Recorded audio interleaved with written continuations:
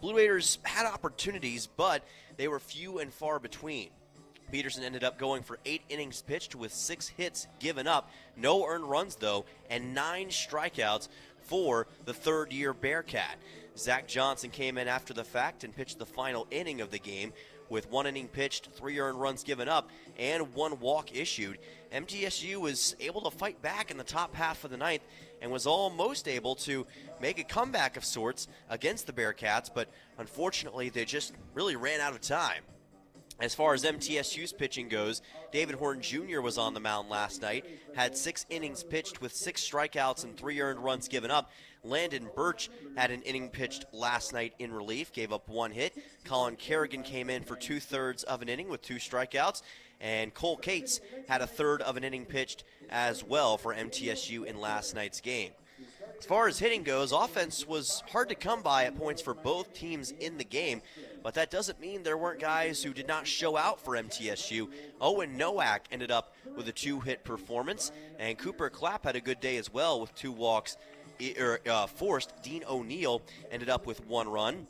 Clay Badalak had 2 hits, and Brett Von Dolan had the biggest swing of the day with a big 2 RBI double late in the game to help MTSU make it a little bit more interesting against the Bearcats. So those are going to be some guys to watch out for today for MTSU. Meanwhile, for Sam Houston, Ryan Frandon was the big story with 2 RBIs, including a solo home run shot, had 2 hits for Sam Houston in the contest, and Hunter Alvord was big time at shortstop yesterday, both in the infield and with the bat, had 2 hits along with 1 run, and Kirby Orth was a little bit of a shocker, ended up with a big RBI single that helped the Bearcats to stretch what was a 1-0 lead, eventually turn it into a 3-0 lead, and from that, Sam Houston was able to take the victory in yesterday's contest. So those are your stats from last night's game. As far as players to watch for today's contest, I would say that both Brett Von Dolan and Brett Rogers, with what they were able to do last night, are going to be 2 guys to keep an eye on. And I would also watch out for Tyler Minnick, who I got to talk to before the game today. You'll hear from him a little bit earlier, or a little bit later on, I should say, in our pregame broadcast. And he had some very interesting things to say about last night's game and what he wants to see from MTSU tonight. So stay tuned for all of that.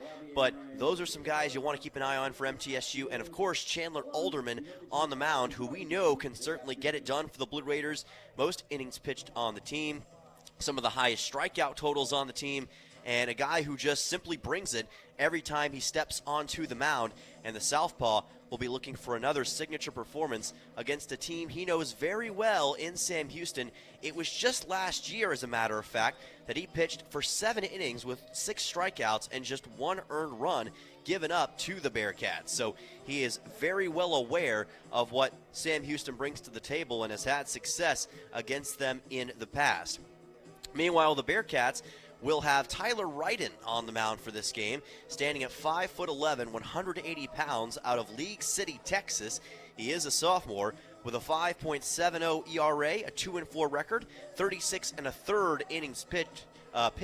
Will be making his 11th appearance on the season with 29 total strikeouts. His season high is 6 innings pitched versus New Mexico State back on April 18th.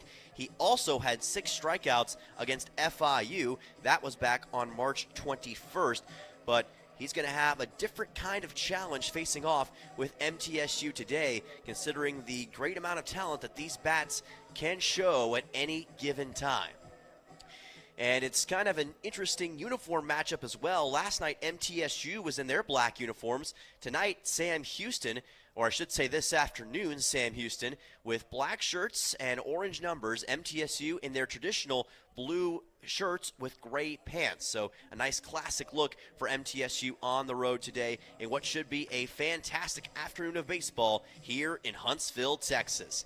We're going to take a 2-minute timeout. When we come back, we'll hear from Tyler Minnick on what MTSU needs to do to be successful today, and we'll give you your Ascend starting lineups. All that and more coming up on the Blue Raider pregame show on the Blue Raider Network from Van Wagner. At Middle Tennessee Electric, we see the lines that link us all, illuminating our neighborhoods, empowering our businesses, and helping us to recharge. because we believe in the power of good energy. Whether it comes from our grids, the sun, or a kind heart. And as your family and our region continue to grow, you can trust that we'll always be there for you. Middle Tennessee Electric, bringing good energy. Hey Blue Raider fans, this is Brad Hopkins with Exit Realty Bob Lamb & Associates. Winning in real estate is a lot like football. Good coaching and recruiting a great team are the keys. I put together a team of lenders, inspectors, and home professionals to help you succeed. Let me coach you through this process and make sure you come out a winner. Whether you're looking to buy, sell, or invest, I am here to help you win. Visit BradHopkinsHomes.com or call 615-556-9239 to find out more. Las Casas Drugs is a proud sponsor of Blue Raider Athletics, located at 4702 Las Casas Pike, just minutes from Murfreesboro. Las Casas Drugs strives to provide all of your pharmaceutical needs in that hometown atmosphere you deserve. Family-owned and operated, Las Casas Drugs offers free delivery, immunizations, drive-through window, gift shop, merchandise, and medication management programs. Come by and see how we can make a difference. And go Blue Raiders! Bring your game day style courtside with a stop at Lightning's Locker Room on the concourse. From bold new drops to timeless campus classics, we've got everything you need to turn heads from class to tip-off. Whether you're rocking a hoodie in the student section or sporting a tee around town, your look says it loud. You're here for the wins, the energy, and the tradition. So step up your style and your spirit, because at Lightning's Locker Room, the season never slows down, and every fan plays a part in the hype. Let's make every day feel like game day.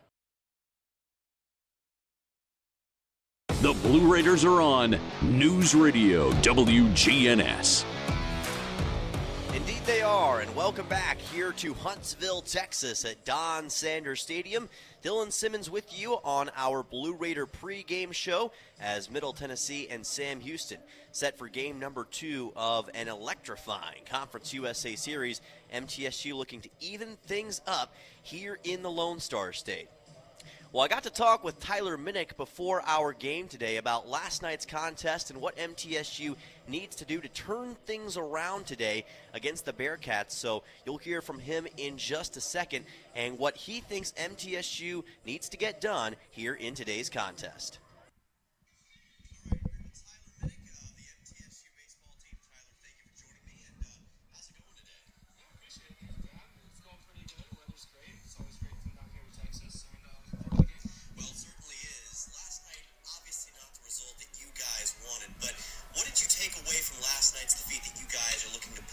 For today's game? Yeah, honestly, I didn't think we played very poorly last night. I think a couple things didn't go our way. So we had a couple really close calls that went away to Sam Houston, but I thought we were in the game the entire time. We didn't give up. We put up a 3 spot in the 9th inning, so I thought that was really good. And I just think we just have to keep the same process we have, and I think if we do that, we'll have a very good result today. Anything interesting that the coaches told you that you guys may be looking to apply today that you didn't see maybe last night? Not too much. I mean, last night they had one of the best pitchers in the conference on the mound. It was obviously really good, and we were trying to do our best with them. I thought we did a couple of really good jobs. Just left a couple runners at second, a couple just great throws by the right fielder, kind of killed some innings for us. But for the most part, it was honestly just the same thing. Just keep playing hard, keep trying to do the best that we can, and we know the guys that they got on the mound, and we know that we got Chandler on the mound, so it's just having the confidence. Always helps to have a guy like Chandler Alderman on the mound. Now, what's the prevailing attitude and mentality from the team going into today's game? Very motivated, obviously. I felt like we played better than what the score showed yesterday, so I think all the guys are very motivated, and obviously Chandler is going to be that cool, calm, collected guy on the mound where you know what you're going to get from him. So for us, we're just trying to get out to a hot start. We put up a couple in the first couple innings and see where it goes. I was about to say, how important is it for you guys to get off to a quick start in today's game? Yeah, no, it's very good. Obviously, their pitchers acted well at the beginning of the game yesterday, and so we're going to try and disrupt that a little bit. I think we have a great game plan, Coach Nichols, and our hitters meeting, and whatever we need to do, and so we're just going to try and execute that. All right, should be a fun one, Tyler. Go get it. Awesome, thank you. All right, and that was Tyler Minnick here on the Blue Raider pregame show. We appreciate Tyler taking time to talk to us here on this Saturday afternoon. Of course, he and the rest of this Blue Raider squad are jazzed about the opportunity to potentially even up the series with the Sam Houston Bearcats. But if you're going to get that done, then you have to play consistency, and you have to be opportunistic in your hitting. We'll see if MTSU is able to do all of that. Let's take a quick look at the Ascend starting lineups. Ascend Federal Credit Union is the exclusive credit union of Blue Raider Athletics. Learn more at ascend.org. We will start with Sam Houston. They will have Ryan Frandon back at third base, who was great last night. Jarrett Curtis in center field.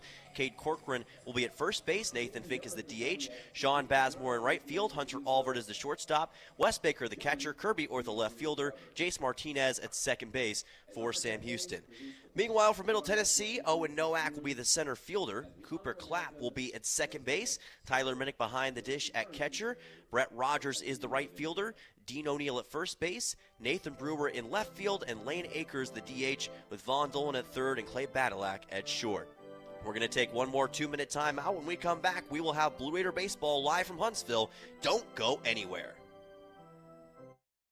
Hey folks, it's Chip Walters from Exit Realty Bob Lamb & Associates, helping Middle Tennessee make smart moves in a fast-moving market. Whether you're buying, selling, or just exploring your options, you deserve someone who knows this community and treats your goals like their own. From first-timers to long-time homeowners, I'm here to guide you with clarity, confidence, and a steady hand. When you're ready to make the next move, start with someone you trust. Visit choosechip.net and let's make your 2026 move the right move. Nothing is more expensive than a missed opportunity that could have changed your life. Maybe you're just graduating high school, or are working and need to earn a degree to advance your career. Or you aspire to be a leader, and a graduate degree can make that happen. Whether you're just starting out or retooling for the future, Middle Tennessee State University can help you get there. MTSU, the University of Opportunities. Will Fraley, attorney at law, has experience you can count on. Former Blue Raider baseball player and MTSU alum Will Fraley serves Murfreesboro and the surrounding communities. Put a strong and experienced legal fighter on your case. Give Will Fraley a call and he can handle all of your legal matters, including criminal and domestic or family law. Visit willfraleylaw.com or call 615-410-7290. When the arena lights dim for a concert, or when the crowd becomes one at a big game, you can almost feel like you're the biggest fan. But who's your biggest fan? It's the person that will get you home safely after a night of drinking. It's the person who looks out for your life to make sure you leave the stadium with someone sober. This could be a designated driver or someone who offers to get you a ride share. Because in Tennessee, fans don't let fans drive drunk. Brought to you by the Tennessee Highway Safety Office, a division of the Tennessee Department of Safety and Homeland Security. WGNS, Murfreesboro, Smyrna, the flagship station for Blue Raider sports. From the Blue Raider Network and Van Wagner College, it's time for Middle Tennessee State University Baseball. Today's game is brought to you in part by Exit Realty, Bob Lamb and Associates, and agents Brad Hopkins, Richard Lewis, Jonathan Harmon, and Chip Walters. The Tennessee Highway Safety Office. And by Middle Tennessee State University. Ladies and gentlemen, it's time for Blue Raider Baseball. Game number 43 of the season for Middle Tennessee Baseball is on tap here in Huntsville, Texas today as MTSU gets set for Game 2 of the series against the Sam Houston Bearcats. Dylan Simmons with you on this Saturday afternoon. Hope you're enjoying the show from wherever you're listening from today, and hopefully we've got a Blue Raider win coming your way shortly here in just a little bit. Last night, MTSU unable to pick up the win against Sam Houston, but there were positive signs late in the game. After Ryan Peterson, the staff ace, and maybe the best pitcher in Conference USA, was subbed out, MTSU was able to have a lot of success in just one inning, got 3 runs on the Bearcats and their relief pitcher, Zach Johnson. So I think the hope is, if you're MTSU, that today you can use what you were able to accomplish in the top of the 9th inning as a confidence boost and use that to your advantage here in today's contest against Sam Houston. And make no mistake about it, this Blue Raider squad is eager, they are driven, and they are hungry for victory today against Sam Houston. They want to even up this series as badly as anyone else, and they want to get that first CUSA road win of the season. Of course, you worry about the series as well, but you worry more about that tomorrow if you win today. Right now, it's all about getting the win against Sam Houston on this Saturday afternoon and atoning, quote-unquote, for what you couldn't do last night. So that's what MTSU is going to be looking to do today, and they've got a usual steady crew to combat whatever Sam Houston has to bring. Of course, Tyler Ryden is on the mound. We talked about him in the pregame show. Leading off for MTSU, as per usual, will be Owen Nowak. He's got Cooper Clapp right behind him. Tyler Minnick is in the 3 spot for today's game. Brett Rogers will be in the cleanup spot for MTSU. And it's a little bit different from what we saw yesterday. Tyler Minnick was in the 4 spot in yesterday's game, now in the 3, with Brett Rogers being in the 4 spot. Otherwise, though, it's about the same for MTSU as far as batters goes. Lane Akers will be down in the 7 spot with Cooper Clapp now up at the 2 spot in this game. So another lineup change from that standpoint.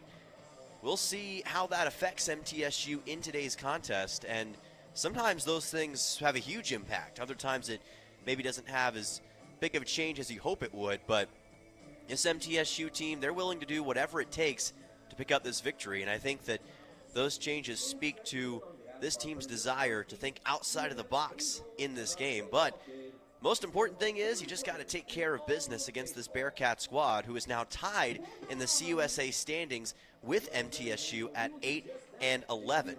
We'll go over some more CUSA scores later in the broadcast, but it is very imperative for both of these teams to win this series and set themselves up for what should be a big final month of the regular season.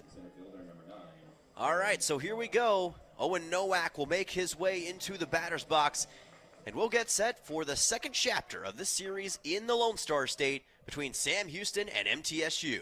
Off we go. And this pitch is going to be delivered a little bit inside. Count goes to 1-0. Again, it is Tyler Ryden on the mound for the now 19-23 Sam Houston Bearcats. MTSU 21-21 overall. Nowak check swing, and that one's right down the middle for a strike. 89-mile-per-hour fastball. Count goes to 1-1. This game starting at about 2:03 Central Time here in Texas. Nowak, fly ball into left field. Chasing after it is Orth, and he will make the catch near the left field corner for out number 1. Nowak gave that ball a pretty good ride out into deep left field, but could not quite give it enough of a ride to get it out of the ballpark, despite the short corners here at Don Sanders Stadium. And an interesting part of this lineup today is that you've got 2 lefties in a row to start off the batting order. Now it's Cooper Clapp to the plate. .317 average on the season, and he's going to send a ground ball up the middle for a base hit. And Cooper Clapp claps back for MTSU with a 1-out single here in the top of the first. Great piece of hitting by Cooper Clapp. It skipped right by Tyler Ryden on the mound and then quickly got into center field. And that is how you make a statement as the number 2 batter in the order. That'll send on Tyler Minnick, who we spoke with in the pregame show. And the right fielder has a lot on his mind right here, or catcher, I should say. Folks, for whatever reason, I put down right fielder in my book, and I don't know what I was thinking. He's obviously the catcher. So, hey, sometimes us broadcasters just lose our mind. Counts 1-0. Minnick, fly ball deep into left field. Orth camping underneath it, and he will make the catch before the warning track for out number 2. So 2 flyouts for MTSU here in this top half of the first inning. We saw a few of those early in the game yesterday as well against Ryan Peterson, and a similar story so far against Tyler Ryden. Here comes Brett Rogers, one of the big success spots for MTSU yesterday, as he was able to get a couple of hits along with an RBI in the game against the Bearcats, and now hoping for an even better day 2 against this Sam Houston squad. Pitch is low here on a fastball. Count goes to 1-0. Rogers, of course, the man out of Chattanooga, Tennessee, had a solo home run in Game 1 versus Sam Houston last year. Check swing, And that fastball missed the zone by just a bit to the inside, and the count goes to 2-0. Middle Tennessee was swept by Sam Houston last time they came to Huntsville in 2024. They want to avoid that fate here on Saturday and Sunday. 2-0. And here's a ground ball right side, bobbled by the second baseman, throwing on to first and getting the out just barely was Jace Martinez, and that will do it for the top half of the first inning. Martinez almost committed an E4, but got the ball back just in the nick of time, and as a result, the top of the first inning is over. MTSU gets one single from Cooper Clapp, but nothing else otherwise. Your score 0-0. Back for the bottom of the first, and Chandler Alderman when we come back on the Blue Raider Network from Van Wagner. Locally grown, Blue Raider proud. This is Jonathan Harmon with the J. Harmon Home Team. As an MTSU alumnus and lifelong Rutherford County resident, I bring the heart of a teacher, the grit of a Blue Raider, and over 15 years of real estate experience to every client. Honest to a fault, connected to the community, and driven to serve. I don't just help you buy or sell, I help you understand every step. The J. Harmon Home Team, where real estate meets real talk.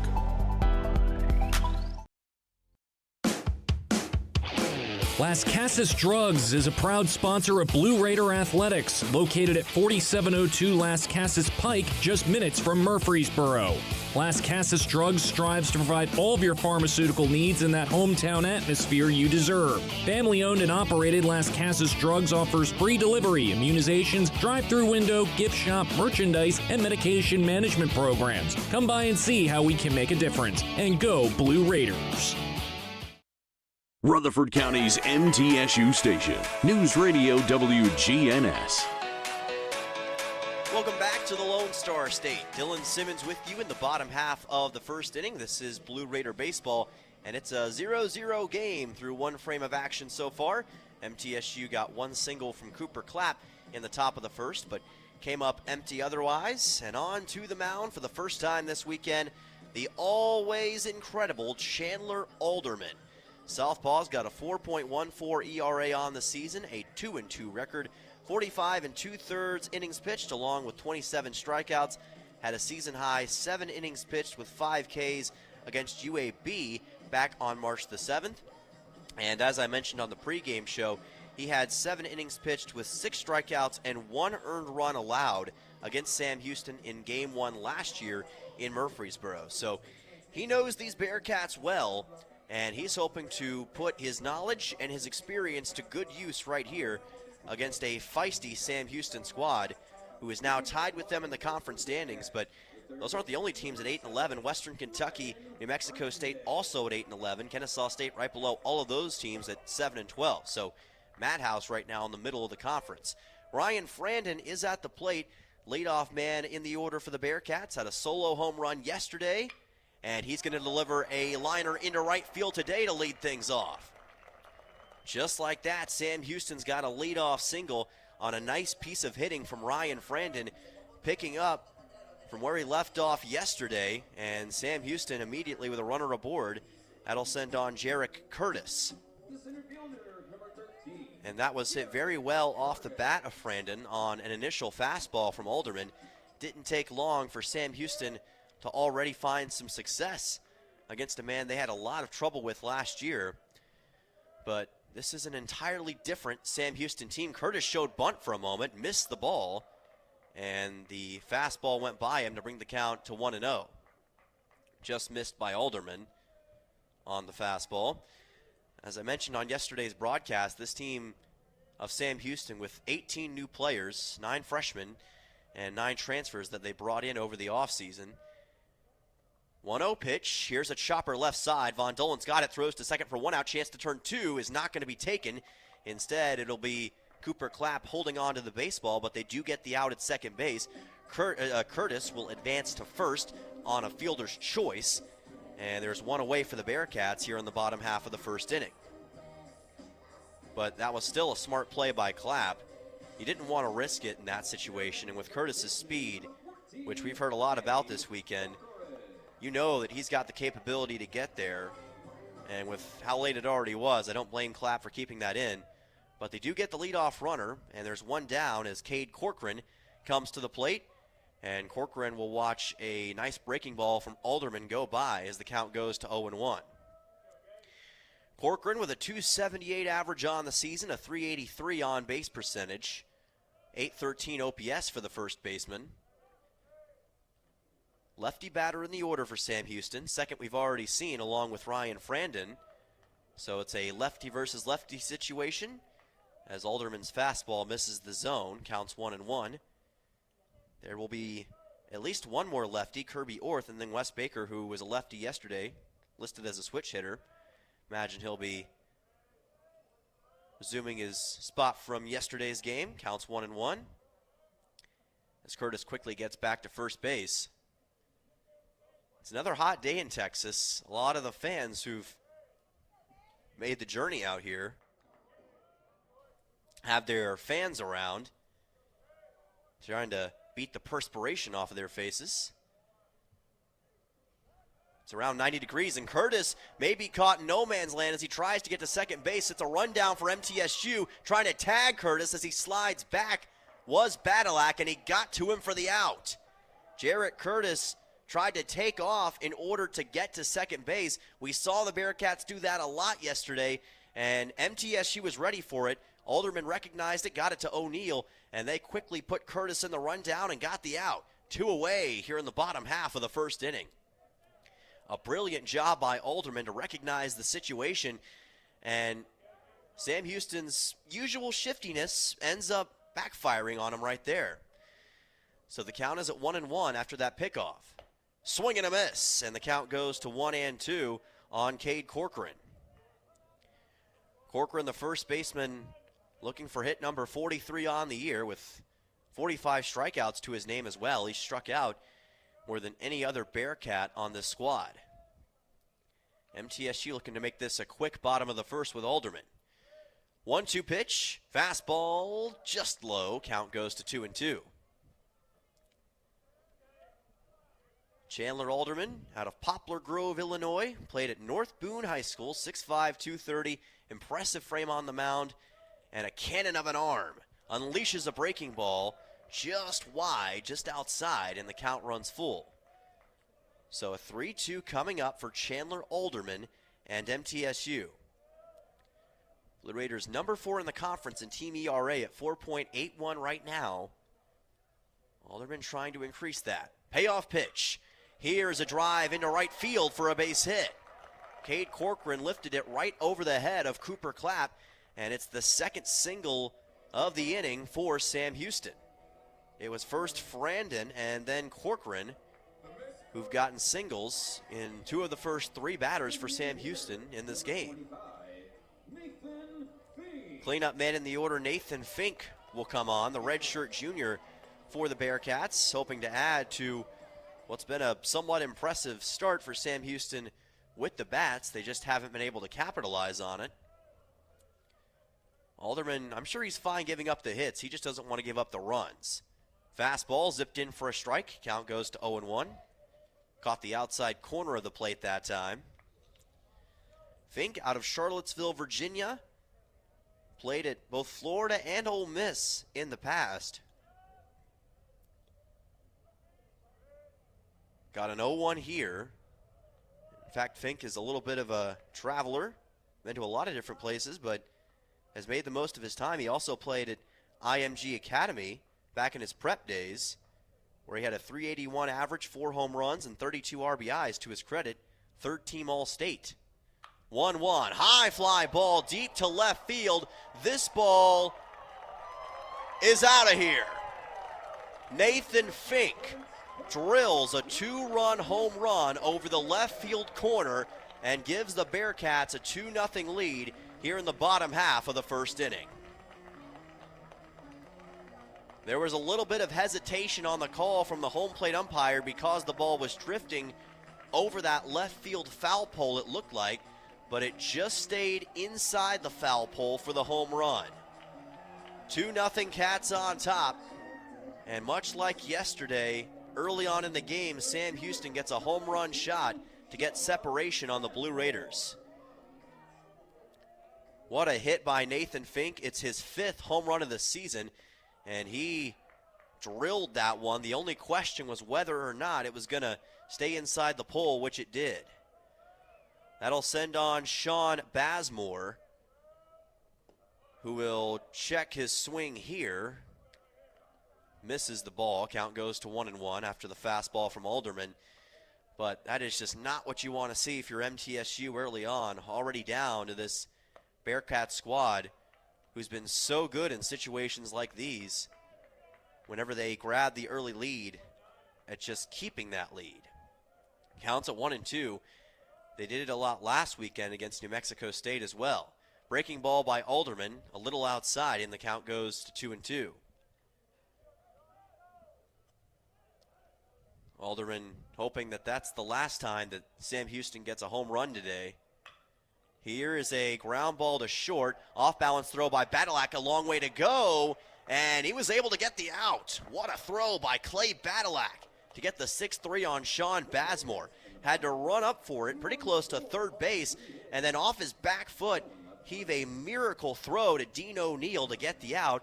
And that'll end the first inning. However, for Sam Houston, a 2-run home run from Nathan Fink, the designated hitter, as the Bearcats on top by a score of 2-0. We'll see what MTSU's got waiting in the top of the second when we come back in 1 minute on the Blue Raider Network from Van Wagner.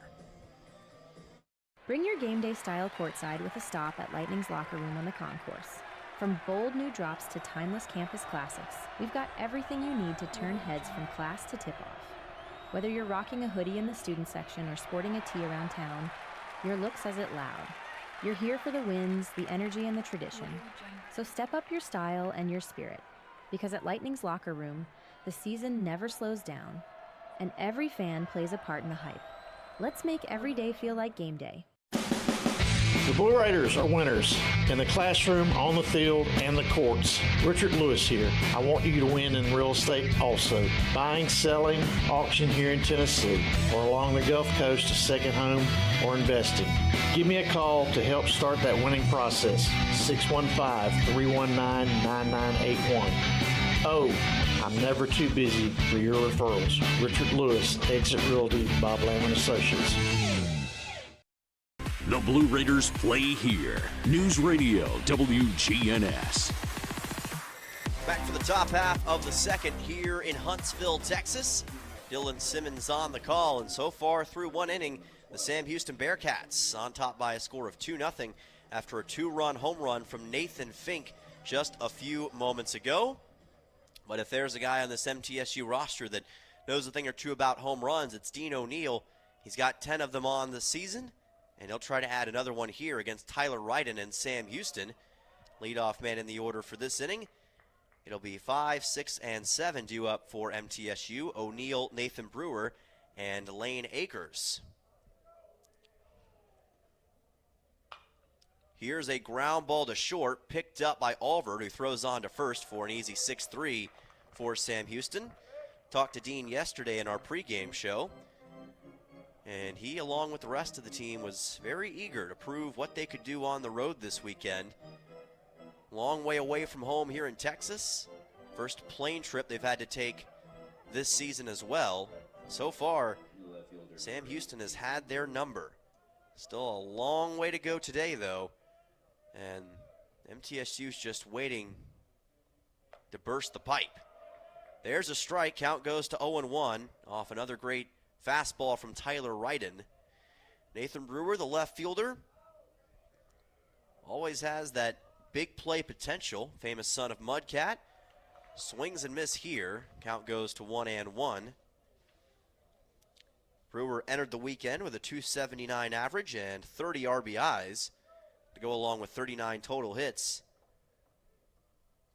Facing an 0-2 count and a swing and a miss and a strikeout. Caught swinging on that strikeout by Tyler Ryden, and that's 2 away just like that here in the top half of the second inning. We talked about Tyler Ryden in the pregame show and what he's been able to do. Last year he had 15 appearances with 2 games started, a 6-8 record, 76 strikeouts, 75 and 2/3 innings pitched, along with the 4.28 ERA. And he's only increased those stats this year as Akers up to plate, fouls this one off. Count goes to 0-1. Of course, Lane was all the way up at number 2 in the lineup yesterday, at the number 7 spot today. 0-1 count, pitch is high and tight. Count evens at 1 ball and 1 strike. Akers still looking for that first big hit of the weekend. Somewhat struggled yesterday in the 2 spot. Went 0 for 4. Pops this one up. It's going to be fouled somewhere back behind us in the press box, and you may have just heard it slam the roof of the press box. So with all that, the count will be 1-2 with the 2 outs. MTSU got 1 hit back in the first inning off the bat of Cooper Clapp. Can Akers get hit number 2? 1-2 pitch, and that's a strikeout looking on Lane Akers on a 91 miles per hour fastball. Tyler Ryden with 2 straight strikeouts to end the top of the second, and MTSU gets 1-2-3. So off to the bottom half of the second we go with the score still Sam Houston 2, Middle Tennessee 0. Back in 1 minute on the Blue Raider Network from Van Wagner. At State Farm, when home and auto work as a team, you score and save money. I'm State Farm agent Andy Wama. Give me a call at 615-890-0850 and let's work together to win big by saving money on home and auto. With the service you get from State Farm, you might think our car insurance costs more. I'm State Farm agent Andy Wama. Give me a call at 615-890-0850 and let me show you with discounts up to 40%. You may find it even costs less. At Middle Tennessee Electric, we see the lines that link us all, illuminating our neighborhoods, empowering our businesses, and helping us to recharge. Because we believe in the power of good energy. Whether it comes from our grids, the sun, or a kind heart. And as your family and our region continue to grow, you can trust that we'll always be there for you. Middle Tennessee Electric, bringing good energy. WGNS, the flagship station for Blue Raider sports. Back here at Don Sanders Stadium, Dylan Simmons on the call, and the Sam Houston Bearcats on top of your Middle Tennessee Blue Raiders by a score of 2-0 as we head to the bottom half of the second inning. Middle Tennessee 1-2-3'd by Tyler Ryden and company just a few moments ago. Hunter Alvord will lead off in this frame, the number 6 man in the order for the Bearcats. Taking on Chandler Alderman, who delivers a nice breaking ball for a strike, counts 0-1. It'll be Alvord, Wes Baker, and Kirby Orth due up in the order to start this frame for Sam Houston. Of course, Jerry Myers back in the dugout today, as this is going to be a line shot into right center field for a base hit by Alvord. And Sam Houston's hitting success continues in the early portions of this game. Already 4 hits for the Bearcats against the stout Chandler Alderman. What a performance so far. Already a hit from Frandon, Cade Corcoran, Nathan Fink's 2-run home run, and now Hunter Alvord adds another single. Wes Baker will come on, the catcher for Sam Houston. But as I was saying, Jerry Myers back in the dugout today after he was thrown out of yesterday's game after arguing a call on what could have been a Clay Badalack double. Was instead thrown out as he was trying to get to second base. Myers didn't appreciate the call and ended up having to leave the premises because of it. Counts at 0-1. Runner at first is Alvord. And Alderman, who's already been able to pick off 1 runner today, tried to get Alvord, who has stolen 18 bases this season and has only been caught stealing 3 times. So an 85% success rate. I'm sure Alderman understands his willingness to go for second. Counts 0-1.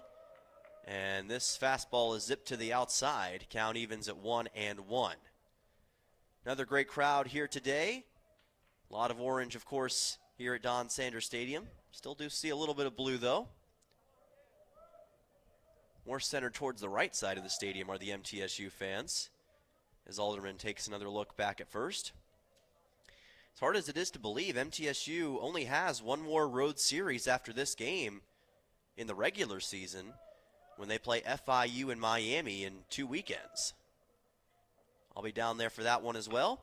Here's a ground ball to second, chance for double play. Underhand toss to Badalak, throw to first, in time for the double play. 4-6-3 for MTSU. And that is how you change the dynamic just a little bit here in Huntsville, Texas. So Wes Baker grounds out into that double play. Alvord taken out at second base. And the Blue Raiders now with 2 away on the Bearcats here in the bottom half of the second inning. And that was a great job by Cooper Clapp. Kind of had to get on his knees to collect that baseball from an awkward angle. Did that and got it quickly over to Badalak, who then flipped it to first for the great double play in the 4-6-3. Kirby Orth comes to the plate. The left fielder watches a pitch go by from Alderman, and the count goes to 1-0. But that's the sort of defensive success that can really lift your team under the right circumstances. Pitch here by Alderman low, and the count goes to 2-0. We'll see if MTSU is able to use that to their advantage and kick it into that next gear they've been looking for. Alderman fires in a nice slow fastball for a strike. Count goes to 2-1. Chandler's placement is where a lot of his success comes from, and his ability to just put the fastball in the perfect part of the zone. And he does it again right there as he targets the inside corner on the fastball, and the count goes to 2-2. Kirby Orth, another freshman on this Bearcat squad, had that big RBI single yesterday that helped spark Sam Houston's eventual win. Here's a chopper up over the mound. Badalak races after it, gets it, throws it to first, and got it there for the 6-3 and out number 3.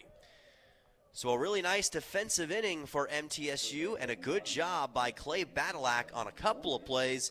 Contributed to the Wes Baker ground out double play, and then got Kirby Orth on a 6-3, a dynamic 6-3. And that'll do it for the second inning. Your score remains Sam Houston 2, Middle Tennessee nothing. Back for the top of the third in 1 minute on the Blue Raider Network from Van Wagner. Hey Blue Raider fans, this is Brad Hopkins with Exit Realty Bob Lamb & Associates. Winning in real estate is a lot like football. Good coaching and recruiting a great team are the keys. I put together a team of lenders, inspectors, and home professionals to help you succeed. Let me coach you through this process and make sure you come out a winner. Whether you're looking to buy, sell, or invest, I am here to help you win. Visit BradHopkinsHomes.com or call 615-556-9239 to find out more. Las Casas Drugs is a proud sponsor of Blue Raider Athletics, located at 4702 Las Casas Pike, just minutes from Murfreesboro. Las Casas Drugs strives to provide all of your pharmaceutical needs in that hometown atmosphere you deserve. Family-owned and operated, Las Casas Drugs offers free delivery, immunizations, drive-through window, gift shop, merchandise, and medication management programs. Come by and see how we can make a difference. And go Blue Raiders. You're listening to MTSU Sports on WGNS. Welcome back here to Huntsville, Texas. Dylan Simmons on the call, and welcome to the top half of the third inning between the Blue Raiders and the Bearcats. So far, it's been all Sam Houston today, mostly thanks to a massive 2-run home run from Nathan Fink in the bottom half of the first inning. But MTSU looking for an answer, and they may have one with Brett Von Dolen, the number 8 man in the order. He'll be followed by Clay Badalak and Owen Nowak. 8-9-1 due up in the order against Tyler Ryden and Sam Houston. This pitch is outside. Count goes to 1-0. Von Dolen yesterday for MTSU ended up going 1 for 4 with 1 hit and 2 RBIs. Those 2 RBIs coming off a big-time RBI double in the top of the ninth that eventually led to the Sam Houston lead getting cut in half. What was a 6-0 lead became a 6-3 lead. Count 2-0 here. This is zipped wide by Ryden. Tried another outside fastball and couldn't get it to work. So the count moves to 3-0. There's a good chance for Von Dolen to get on base with a walk in this situation. 3-0 pitch from Ryden. And that's ball 4. Too low and too far to the outside. Base on balls for Brett Von Dolen to lead off the top half of the third inning. and MTSU has a runner aboard for the first time since the first inning. We'll see what that does to spark the Blue Raiders' offensive hopes. One guy who had a sneaky good, and I think you may have heard that expression used once this weekend, sneaky good day yesterday was Clay Badalak. Ended up going with a 2-for-4 day. Showed bunt here. Got a single early in the game and added another one, but then as he was trying to take second, got thrown out from right field off the hand of Sean Bazemore. But he's shown a lot of success this weekend against the Bearcats so far. Got a 1-0 count here on his first at-bat of the day, and he will send a fly ball out to left field. Orth is there and makes the catch for out number 1. And all of the fly balls today for MTSU have now been to left field the first time through the order. Saw a fly ball from Nowak, from Minnick, and now from Clay Badalak. But again, Clay continues to make pretty good contact with the baseball. Von Dolan has to stay at first base, and now Owen Nowak comes to the plate with one away here in this top half of the third against Tyler Ryden. MTSU with one hit so far, a single from Cooper Clapp back in the top of the first. Ryden fires in a breaking ball, places it a little high, count goes to 1-0.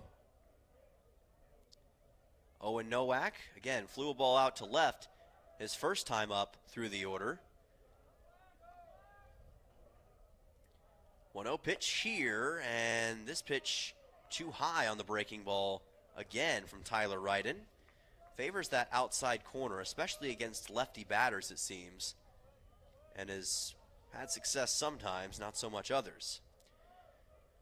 Nowak entered the weekend 5th in CUSA in runs. He's very dangerous, not just in the box, but once you get him on the base path. And this pitch is outside as well from Tyler Ryden. So for the second time in this inning already, we've got the count at 3-0. Von Dolan was able to capitalize and get to first, and maybe Owen Nowak can do the same right here.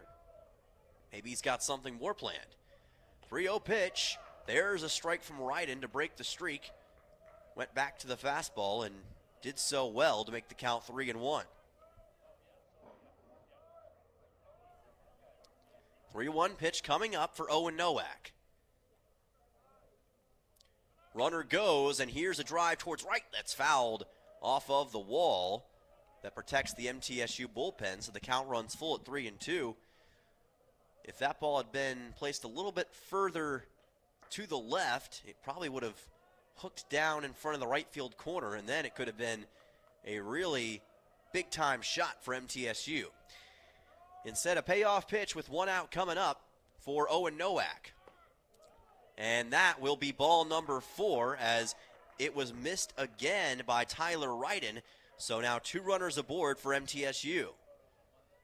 Von Dolan will advance to second. He had already taken off anyway, but he's for sure going to be at second base now with Nowak at first, and still just one out for MTSU. So the tying run is aboard for the Blue Raiders, and it's at first base with what would be the leading run at the plate in Cooper Clapp, who's got the lone hit for MTSU so far against Tyler Ryden, who's having some trouble finding the zone. Ryden, again, too far to the outside on an off-speed pitch. Counts 1-0. And the one commonality we've seen in the last several batters is that most of them have been lefties. And I wonder if that's giving Tyler Ryden a little bit of trouble here. There's a strike. Count goes to 1-1. Of course, Von Dolan was not a lefty batter, so you got to take it with a bit of a grain of salt, but it is interesting because we've seen now Badalak and Nowak. Last 2 batters have been lefties, and Clapp is a lefty as well. And there's that same pitch towards the outside. This time, though, it's a fastball, and it misses the zone again. Counts at 2-1, and this is just fine for MTSU. They will take this all day. Whatever they've got to do to get runners on base and threaten the Bearcats' lead, they'll do it. And again, too far to the outside. Counts at 3-1. Tyler Ryden only 30 pitches in to his performance today, but already having some trouble, it seems, with consistency on the mound. Now, how does Cooper Clapp exploit that? 3-1. He'll watch it go by for a strike, and the counts run full again, 3-2. We saw Nowak negotiate it well last time, but how does Clapp deal with it this time? And what pitch will Ryden try on this 3-2? We're going to find out. 3-2. This ball popped up by Clapp and fouled. Up and over the net. Keeps the count full. Real war of attrition right now between Clapp and Tyler Ryden and the rest of these MTSU base runners. Trying to tie this one up. 3-2, and it's outside for ball 4. The third walk here in the top of the third inning for Tyler Ryden, and MTSU has loaded the bases without a hit here in this frame. Don't see that every day, but right now, the starting pitcher for the Bearcats is just having some trouble finding the zone.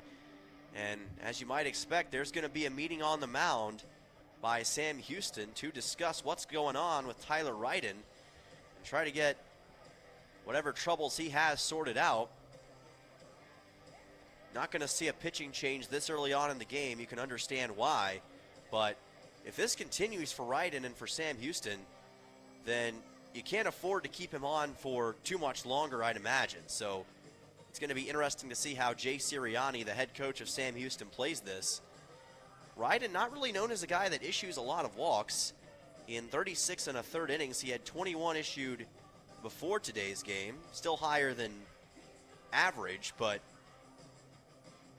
not to the frequency that we've seen so far in this game. So, of course, we will see Ryden stay out there, but I'm sure it's a stressful situation for Jay Sirianni and Sam Houston right now. MTSU, for the second time this weekend, has the bases loaded in the top half of the third inning. Yesterday it was with 2 outs. Today it's with 1 out. And you've got Tyler Minnick at the plate. They didn't score yesterday. Will it be different today? Minnick certainly hopes so. We talked to him in the pregame.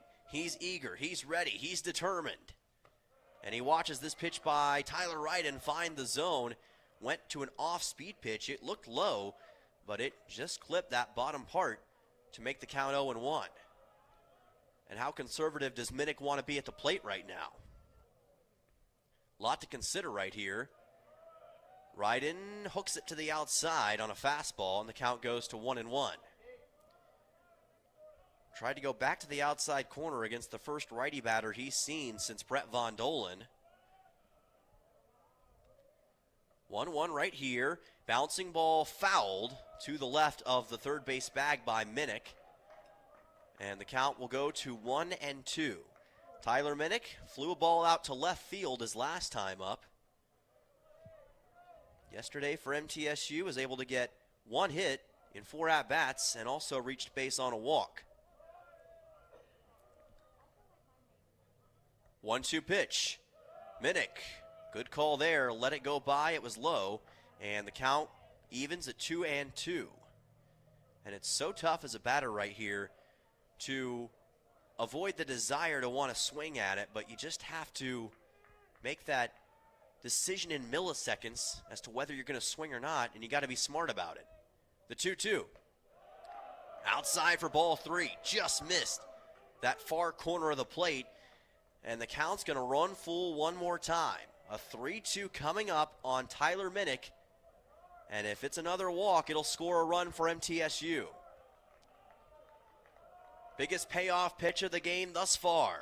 Here's a ground ball to third. Chance to turn 2 here. There's 1 out at second. Throw to first in time for the double play. And the Bearcats are going to strand 3 runners on base for MTSU. And the Blue Raiders will come up empty again on a bases loaded situation. You got to hand it to Sam Houston. They took care of business in a very desperate situation. And they maintain a 2-0 lead. Back for the bottom of the third in 1 minute here on the Blue Raider Network from Van Wagner. Bring your game day style courtside with a stop at Lightning's locker room on the concourse. From bold new drops to timeless campus classics, we've got everything you need to turn heads from class to tip-off. Whether you're rocking a hoodie in the student section or sporting a tee around town, your look says it loud. You're here for the wins, the energy, and the tradition. So step up your style and your spirit, because at Lightning's locker room, the season never slows down, and every fan plays a part in the hype. Let's make every day feel like game day. Hey folks, it's Chip Walters from Exit Realty Bob Lamb & Associates, helping Middle Tennessee make smart moves in a fast-moving market. Whether you're buying, selling, or just exploring your options, you deserve someone who knows this community and treats your goals like their own. From first-timers to long-time homeowners, I'm here to guide you with clarity, confidence, and a steady hand. When you're ready to make the next move, start with someone you trust. Visit choosechip.net and let's make your 2026 move the right move. The Blue Raiders are on News Radio WGNS. Welcome back here on the Blue Raider Network from Van Wagner as we've reached the bottom half of the third inning with your score, Sam Houston 2, Middle Tennessee nothing. Blue Raiders were able to force 3 straight walks against Tyler Ryden and had themselves set up to possibly tie the game up, but a Tyler Minnick ground out into a double play saw to it that did not take place, and MTSU's got to go back to the drawing board with Chandler Alderman on the mound and Jace Martinez at the plate for the first time in this game. 9-1-2 due up in the order for the Bearcats. Here's a ground ball to short. Badalak there. Throws on to first for a 6-3 and out number 1. So Martinez is quickly retired, and that's a frustrating thing if you're MTSU because you felt as though you were in position to maybe not only tie this game, but take control of this game. And instead, with the bases loaded and 1 out, you ground out into that double play, and all of a sudden, you're looking at an inning that really just got away from you. And it's tough to come back from that in certain situations, but you just got to put your head down and keep going. So we go back to the top of the order to Ryan Frandon, who already has a single in this game. Had a solo home run yesterday over the right field wall. Count is at 0-1 here. Alderman's pitch a little bit low, and the count goes to 1-1. Despite the great amount of walks, though, for MTSU, the hitting has not been there quite as much as they would like so far, as they only have 1 hit collectively as a team thus far in this game. And that's been an issue that they'll be hoping to address throughout this contest. Counts at 2-1 right now. And here's a fly ball fouled. Count will even at 2-2. And again, we've talked a lot this weekend already about Ryan Frandon, junior out of Katy, Texas, played at Seven Lakes High School. Number 1 on the team in RBIs, tied for second in home runs at 6. Check swing here, ruled as a ball, didn't go around, so the count runs to 3-2. Frandon took a red shirt in 2024 due to injury. Saw minimal action in 2023, but has really come into his own the last couple years in Huntsville. 3-2. And here is a drive into center. Nowak is there, makes the catch for out number 2. Pretty good start so far in this bottom of the third for the MTSU defense, and that's good after the disappointment that I'm sure the top of the third and how it ended was. Jarrett Curtis will come to the plate. Reached on a fielder's choice his last time up. Maybe the top batter on this Sam Houston roster in terms of several categories. Pitch here is high and outside. Count goes to 1-0. Sam Houston not really known as a high-volume scoring team coming into the weekend. Number 11 batting team in Conference USA with a .248 average. 11th in hits and 10th in runs scored. Here's a fly ball to left field that'll just be fouled to the left of what they call the Potato Shack foul pole here at Don Sanders Stadium.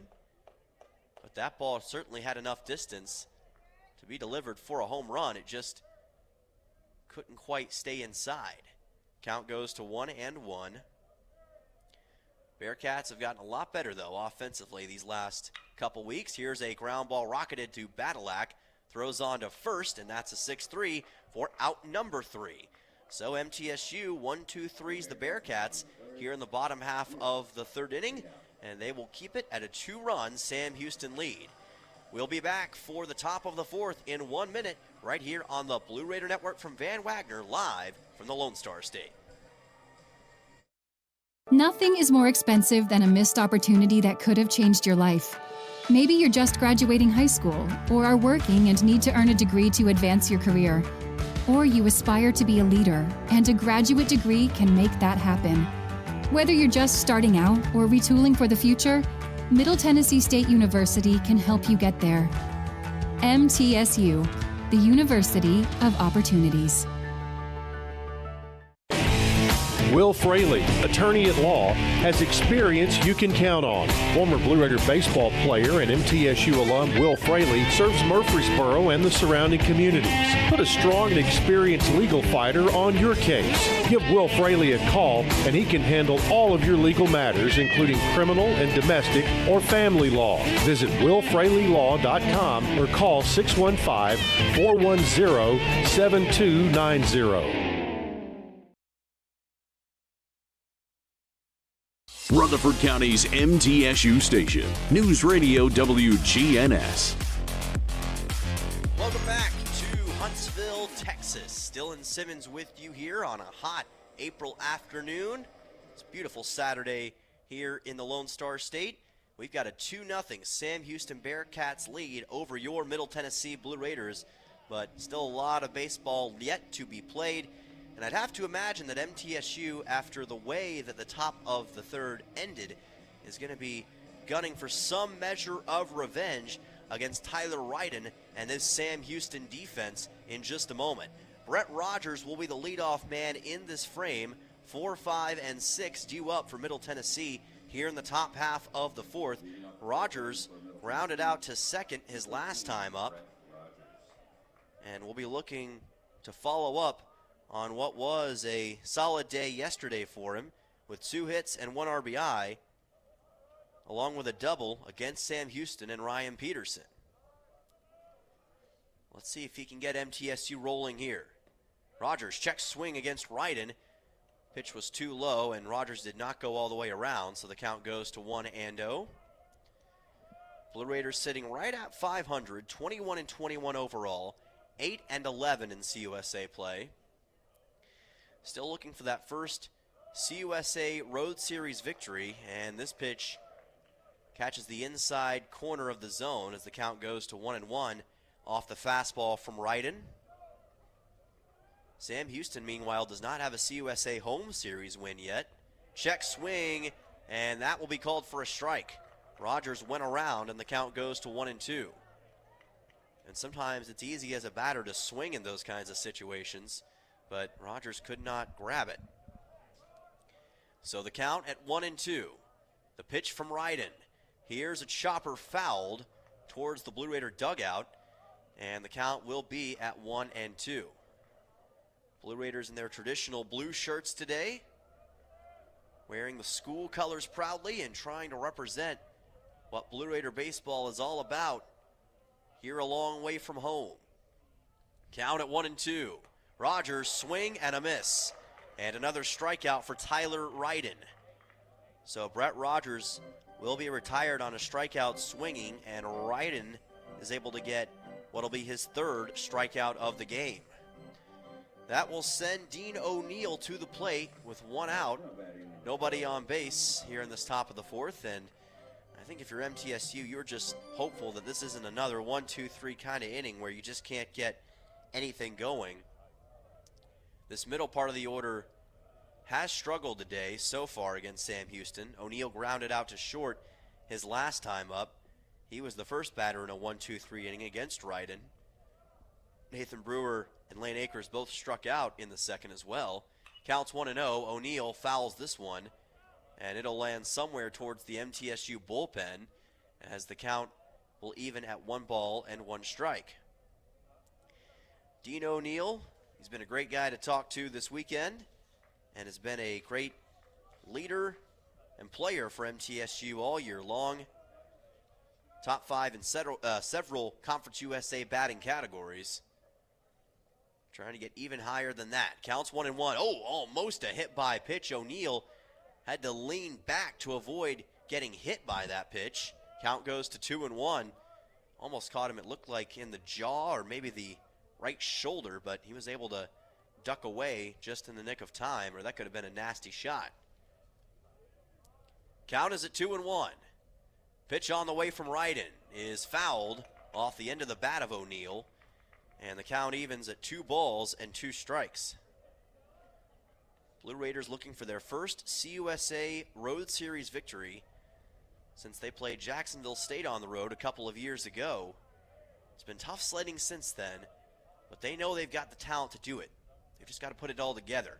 And O'Neal, well, he almost got hit by a pitch a second ago, and he gets hit by a pitch here.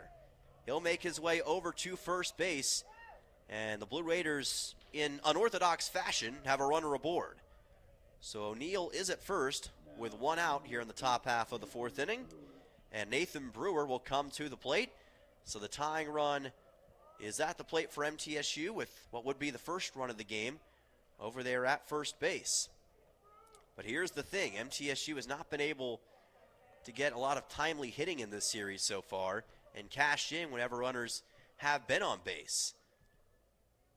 Brewer's going to try to change that. A high fly ball deep to center field, and it is out of here. Nathan Brewer over that high center field wall has put the Blue Raiders in a tie game with the Bearcats. That is how you answer, and Nathan Brewer just provided the biggest answer of the weekend for MTSU. Our second 2-run home run of the weekend, and this is getting very interesting here in the Lone Star State. And we mentioned it yesterday, that wall in center field, extra high at 400 feet. Brewer had to clear it, and he absolutely did. And selfishly, I'm just glad that he went more towards the left side of that wall instead of the right side where the bus was at. That would not have been a fun bill to pay. But either way, it is a tie game at 2 apiece. The count is 0-1 as it is Lane Akers who will deliver a ground ball down the left field line, and he'll get to first on a beautiful single. Hardly had time to talk about what Akers just did because we were still kind of all soaking in what Brewer had on that 2-run home run. And that was a beautiful little single down the third base line. I think I said the left field line, but I meant to say the third base line, folks. And he was able to get to first base as a result of that. And I think that Sam Houston might have been better off seeing if that one was going to roll foul, but they decided to go ahead and go after it, and it cost him. Brett Von Dolan to the plate, a swing and a miss here. So still just 1 out, and now what would be the leading run for MTSU is aboard as the count goes to 0-1. Von Dolan has already reached on a walk so far today. Akers at first after the infield single. 0-1 pitch, and now make it a 1-1 count. And if you're Tyler Ryden, you got to be asking yourself, okay, where did this come from for MTSU? All of a sudden, they look like an entirely different team, and they've turned on the jets that they may not have had earlier. This pitch is wide, and the count goes to 3-1 now. Remember, Ryden, did struggle from walks earlier in this game. Has the count at 2-1 right here. And that one clips the far corner to make the count 2-2. Clay Badalak is waiting in the wings. And of course, if you're Von Dolan, the biggest thing you want to do in this situation is just try to set up Badalak and Akers in the best possible spot. We know Akers is speedy on the base path. Counts at 2-2. Von Dolan swing and a miss. Another strikeout for Tyler Ryden. That will be his 4th of the game. He gets Von Dolan swinging. That's 2 down here in the top half of the 4th inning, and Clay Badalak will come to the plate. Badalak flew a ball out to left field back in the third inning. We'll see what he can do here. And you know, it's interesting, MTSU, they wanted to get off to a quick start in today's game. We heard Tyler Minnick talk about that in the pregame show. As Badalak swings and misses at that breaking ball, counts 0-1. However, they really didn't early in this game, and yet they're still tied at 2-2. So it just goes to show you that it only takes one big shot like that to completely change the complexion of this contest. Counts at 0-1. Badalak watches that one go by for a strike. Beautiful fastball from Tyler Ryden. And the count goes to 0-2 on Badalak. Ryden trying to get his bearings back about him on this 0-2 coming up. And that pitch is low. Count goes to 1-2. Tyler Ryden was picture perfect almost outside of the walks up until the 2-run home run by Nathan Brewer a few moments ago. Can he finish the top of the fourth strong? 1-2 pitch. Badalak ground ball to short, and he will run to second, Will Alvord, for the final out of the inning. But still, MTSU puts a 2-run homer on the board. Nathan Brewer over that high center field wall, and we're all knotted up here in Texas. Back for the bottom of the fourth in 1 minute on the Blue Raider Network from Van Wagner. When the arena lights dim for a concert, or when the crowd becomes one at a big game, you can almost feel like you're the biggest fan. But who's your biggest fan? It's the person that will get you home safely after a night of drinking. It's the person who looks out for your life to make sure you leave the stadium with someone sober. This could be a designated driver or someone who offers to get you a ride share. Because in Tennessee, fans don't let fans drive drunk. Brought to you by the Tennessee Highway Safety Office, a division of the Tennessee Department of Safety and Homeland Security. Locally grown, Blue Raider proud. This is Jonathan Harmon with the J. Harmon Home Team. As an MTSU alumnus and lifelong Rutherford County resident, I bring the heart of a teacher, the grit of a Blue Raider, and over 15 years of real estate experience to every client. Honest to a fault, connected to the community, and driven to serve. I don't just help you buy or sell, I help you understand every step. The J. Harmon Home Team, where real estate meets real talk. The Blue Raiders play here. News Radio WGNS. Welcome back here to Huntsville, Texas. Dylan Simmons on the call. It's 3 o'clock. Let's pause 10 seconds for station identification. The flagship station for Middle Tennessee sports. WGNS. Murfreesboro, Smyrna. The Blue Raiders play here.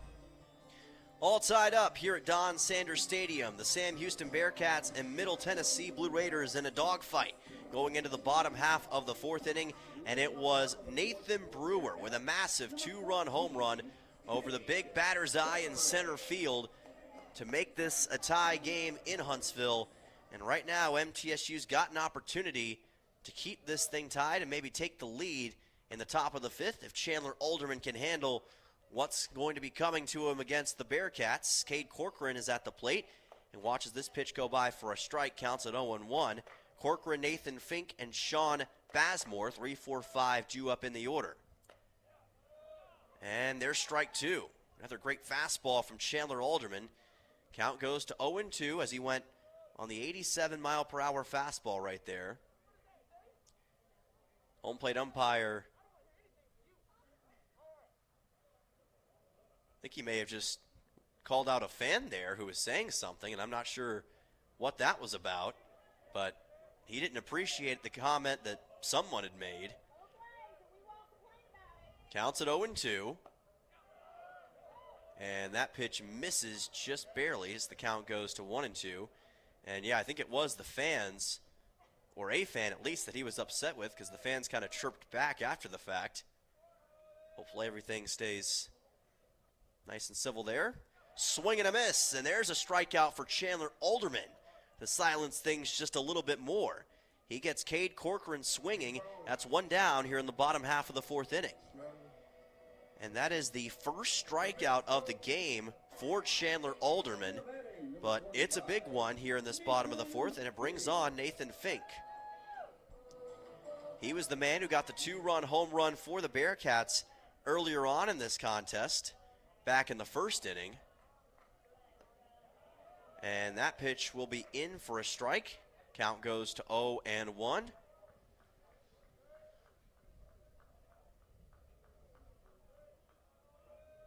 Alderman trying to get 2 straight strikeouts on Sam Houston. This ball is hit the opposite way and fouled. Count will go to 0-2 off the foul ball from Fink. Nathan Fink, man, we've already talked about a lot in this game and this weekend. Played also at Florida Southwestern College last year, helped them to a Citrus Conference title and a trip to the NJCAA World Series. And that's a wild pitch from Alderman that just got away from him on a fastball. Count goes to 1-2. Up over the head of Tyler Minnick. But all of a sudden, after the home run, the complexion of this game has entirely changed, because you've got every reason to believe, if you're MTSU, that you can hold this Bearcat team at bay, because that's what you've done the last couple innings, and now your bats are warming up. And as this is fouled off by Fink, if I had to guess, if you wanted to take Tyler Ryden versus Alderman, if you're MTSU, I think that you're confident in trusting Alderman's abilities and what he's done historically in the past. Outside of the Fink 2-run home run, he's been pretty solid today, giving up just 4 hits to Sam Houston so far. Counts at 1-2, breaking ball by Alderman, a little bit outside. Count goes to 2 balls and 2 strikes. And of course, another question that will eventually be asked is, how long can Alderman go in this game? He's at 41 pitches right now. Will he be able to make it to the 6th, 7th, or who knows, maybe even 8th inning? We'll find out. Here's a ground ball, left side to short. Badalak there, throws on to first, and that is a 6-3 for out number 2. So there will be no second home run of the game for Nathan Fink. 2 down here in this bottom half of the 4th inning. That'll send on Sean Bazemore, who grounded out to short his last time up. While we've got a moment, we want to thank Atmos Energy, delighted to sponsor the Blue Raiders and fuel homes and businesses in Middle Tennessee with affordable, efficient, and reliable natural gas. For today and generations to come, natural gas is the smart choice for fueling our energy future. Bazemore at the plate against Alderman. And Alderman goes back to the fastball and delivers it well. Count goes to 0-1. And it seems as though after those early struggles, he has really settled in against this Sam Houston lineup and is showing you some of his best stuff. 0-1 pitch, little outside. Count evens at 1 ball and 1 strike. Just seems as though the confidence has been ticking up for Alderman as this game is pushed further and further along. That's a scary thought if you're a Sam Houston fan, with how good this guy can be. Check swing, called for a strike. Count goes to 1-2 on Bazemore. Sean Bazemore out of Crosby, Texas, played at Angelina College before coming to Sam Houston. Had a season-high 3 hits against Missouri State back on April 3rd earlier this year. 1-2. And that pitch by Alderman just misses the zone. Went with an 89-mile-per-hour fastball, and the count evens at 2-2. Can Alderman finish the job in this bottom of the 4th and keep this thing tied? Not yet. Little outside on another fastball. Really trying to work that outside corner against Bazemore. Has not succeeded yet.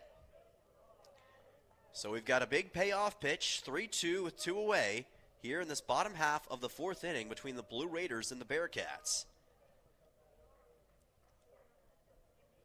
Alderman's payoff pitch. Outside for ball 4. Bazemore will advance to first base with a base on balls with 2 outs. And the Bearcats had their first base runner in some time.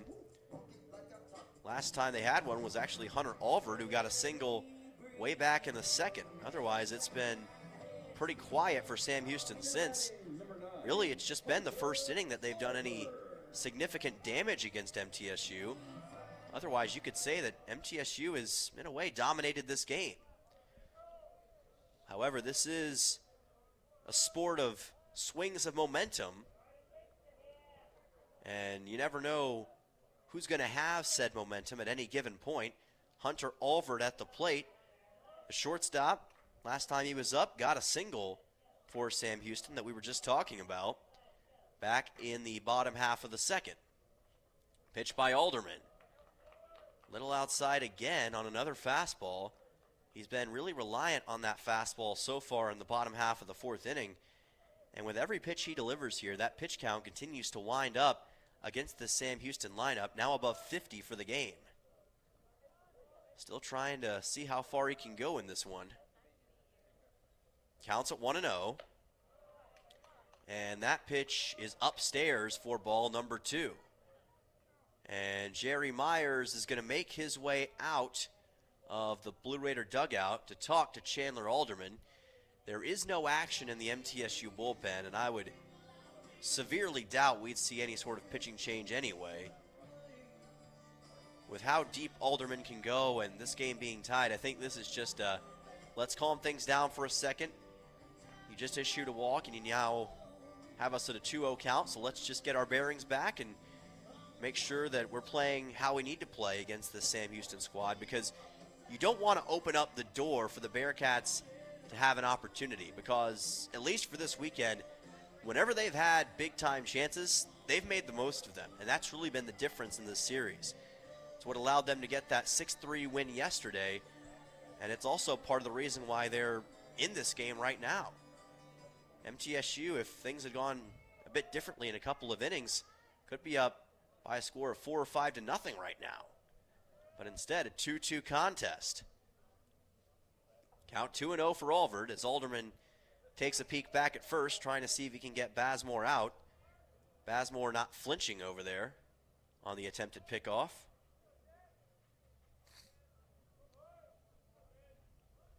Alderman taking his time with Hunter Alvord. Another 2-0 pitch. And that's called for a strike. Good adjustment on the fastball by Alderman. Bazemore's kind of playing games over there at first. Pretty big leadoff, so I can see why Alderman is trying to see what he can do against him. Remember, they've already picked off one runner already in this game, Jarrett Curtis. Count at 2-1. And this pitch is too low by Chandler Alderman. Count goes to 3-1. And Hunter Alvord very patient at the plate, trying to coax Alderman into issuing his second walk in this bottom of the fourth and putting the Bearcats right back in contention to retake the lead. 3-1 pitch. And here's a high fly ball blasted to left, but it's going to be fouled, I believe, to the left of that left field foul pole, and it is a foul ball. Boy, it was close, though. I thought it was going to be pretty clearly foul, but then it kind of curved back in almost, it looked like, and it went almost directly over the foul pole, very high in the sky. But thank goodness it was a foul ball, and the count goes to 3-2. I think some of the Sam Houston fans were ready to celebrate, but not to be. Payoff pitch coming up. It actually went all the way, it looks like, towards the Sam Houston softball field. And they already got the ball dug out from that area. So I don't know who was back there, but kudos to them. All right, big payoff pitch coming up for Hunter Alvord and Sam Houston right here. Alderman trying to put an end to this fourth inning with the game still tied. Payoff pitch on the way at 3-2. And it is upstairs and outside. It's ball 4. And the second straight walk of the inning has been issued by Chandler Alderman. Bazemore will be at second with Alvord at first. 2 runners aboard for the Bearcats. Wes Baker will come to the plate.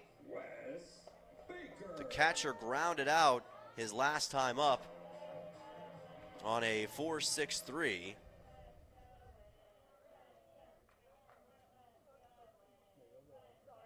Runners at first and second for the Bearcats. Bazemore at second, Alvord at first. Baker watches this pitch by Alderman. Again, missed the zone. Count goes to 1-0, and it looks as though there will be a pitcher sent into the MTSU bullpen to warm up. Looks like John Michael Pickens. we'll see perhaps if he will come into this game at any point soon. And it also looks like Bryant Baranek is also going to be in there. So a couple of guys waiting in the wings, it would appear, for MTSU. We'll see what comes of that. Hopefully Alderman's able to finish off this inning rather quickly, though. Counts at 2-0. And here's a fly ball deep to left field, and it is out of here. 3-run home run, Wes Baker cooking up a massive shot here in the bottom half of the fourth inning to give the Bearcats the lead right back. The biggest home run of the weekend belongs to Baker, and just like that, Sam Houston, what we say, they capitalize on opportunities. It's what they're all about, and they've done it once again as Baker delivers the massive 3-run shot. Kirby Orth will come to the plate, and another gut punch for MTSU after the big home run from Nathan Brewer a few moments ago. And Alderman has been great all weekend long, or all day long, I should say, outside of those home runs he's given up to Fink and now Baker. And they've been two costly ones. This one, a 3-run home run that completely changes this game. All of the runs in this contest have been scored on homers on both sides. Brewer's 2-run home run, Fink's 2-run home run, and now Baker's 3-run homer. There is a strike for Alderman. Count goes to 1-2. A 402-footer for Wes Baker. That's his 5th of the season, by the way. 1-2 pitch. Alderman places it low, and the count runs to 2-2. Alderman now at 60-plus pitches in this contest, and I'm curious how the rest of this game will go, but we won't have to worry about that right now as it's a strikeout for Alderman. He's able to get Kirby Orth swinging. However, the damage has still been done by the Bearcats. A 3-run home run from Wes Baker in this bottom half of the fourth inning gives Sam Houston a 5-2 lead. Approaching the middle part of this game in Texas, back for the top of the 5th in 1 minute on the Blue Raider Network from Van Wagner. Las Casas Drugs is a proud sponsor of Blue Raider Athletics, located at 4702 Las Casas Pike, just minutes from Murfreesboro. Las Casas Drugs strives to provide all of your pharmaceutical needs in that hometown atmosphere you deserve. Family-owned and operated, Las Casas Drugs offers free delivery, immunizations, drive-through window, gift shop, merchandise, and medication management programs. Come by and see how we can make a difference. And go Blue Raiders! Bring your game day style courtside with a stop at Lightning's locker room on the concourse. From bold new drops to timeless campus classics, we've got everything you need to turn heads from class to tip-off. Whether you're rocking a hoodie in the student section or sporting a tee around town, your look says it loud. You're here for the wins, the energy, and the tradition.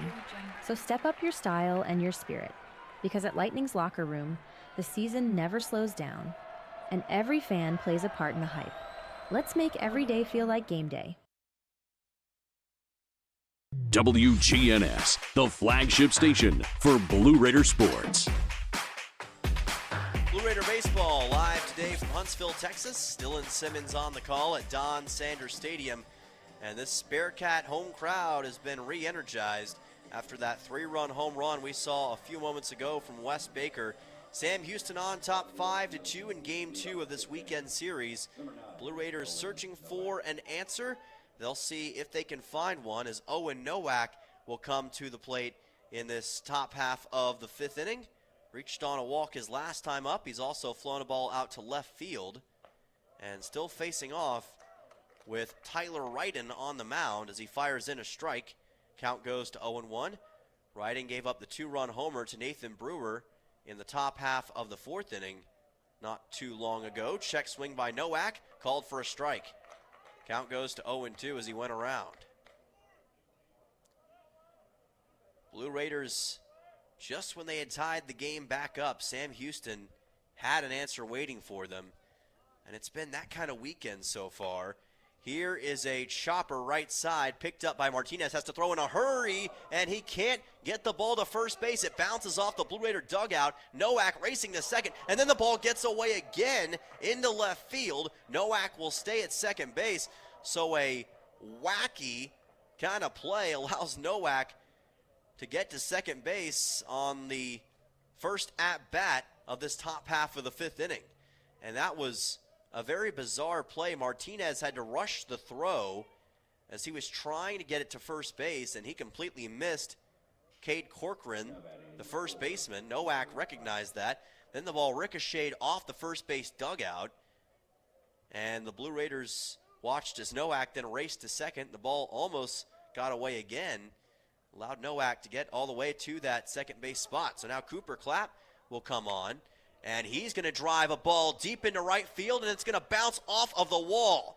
Coming around is Nowak to third. He's being waved around to score, and he'll do so. And it is a 5-3 game as MTSU gets a massive RBI double from Cooper Clapp. And it is a different kind of complexion once again here in Huntsville as these bats have begun to heat up on a hot Texas afternoon for both sides. Tyler Minnick will come to the plate, but this is a different kind of contest than we had seen in the early going for both sides. So Minnick, who grounded out into a double play his last time up, will come to the plate with Cooper Clapp at second base. And all of a sudden in this two-run contest, every hit means that much more. And maybe, just maybe, Tyler Minnick will be able to add a big-time double of his own.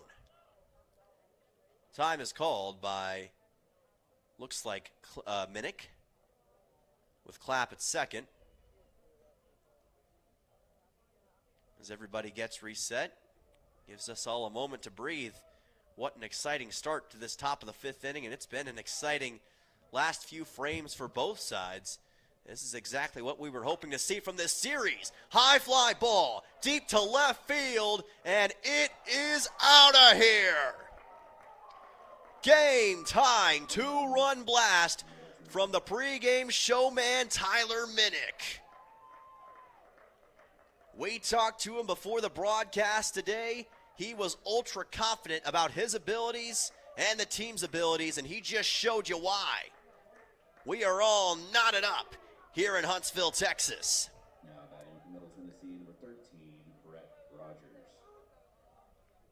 What are we seeing here in the Lone Star State these past couple frames? First, it was a home run blast from Nathan Brewer. Then it was a home run shot from Sam Houston and Wes Baker. And now a two-run homer from Tyler Minnick has tied this game up at 5 runs apiece. Brett Rogers to the plate, grounded out to second back in the first inning, struck out swinging in the fourth, and he's got some big shoes to fill after what we just saw Clapp and Minnick accomplish in their last 2 hits. Counts at 2-0. This ball popped up on the left side. It's Frandon underneath it, and the third baseman makes the catch for a much-needed Sam Houston out number 1. But all of a sudden, Middle Tennessee, who is down 3 runs, treated that like it was nothing, and they've tied this game up here at Don Sanders Stadium. What poise, what confidence that it's taken from this MTSU squad to look at that sort of deficit and say, hold on, we got this. O'Neal at the plate reached on a hit-by pitch his last time up against Tyler Ryden. And here's a fly ball hit the opposite way to right. It's going to be just fouled right into the MTSU bullpen. Count goes to 0-1, but all of a sudden, these MTSU batters are giving some of these baseballs a pretty deep ride, and you almost wonder when Sam Houston's going to consider making a pitching change on Ryden with the struggles he's having against these Blue Raider bats all of a sudden. 0-1 pitch, O'Neal. Oh boy, almost another hit-by pitch, which he's been far too common with so far today. Count goes to 1-1. Dean O'Neal one of the top batters on this Blue Raider squad. Blast a ball high and deep. Left center field. How about back-to-back for MTSU? O'Neal with a solo home run shot, and it is a 6-5 MTSU lead. The third home run of the game for the Blue Raiders, and all the momentum is on the side of MTSU here on this Saturday afternoon. Dean O'Neal with the solo home run shot, and here comes Jay Sirianni out of the Sam Houston dugout to talk to his pitcher, Tyler Ryden, and get everything squared away.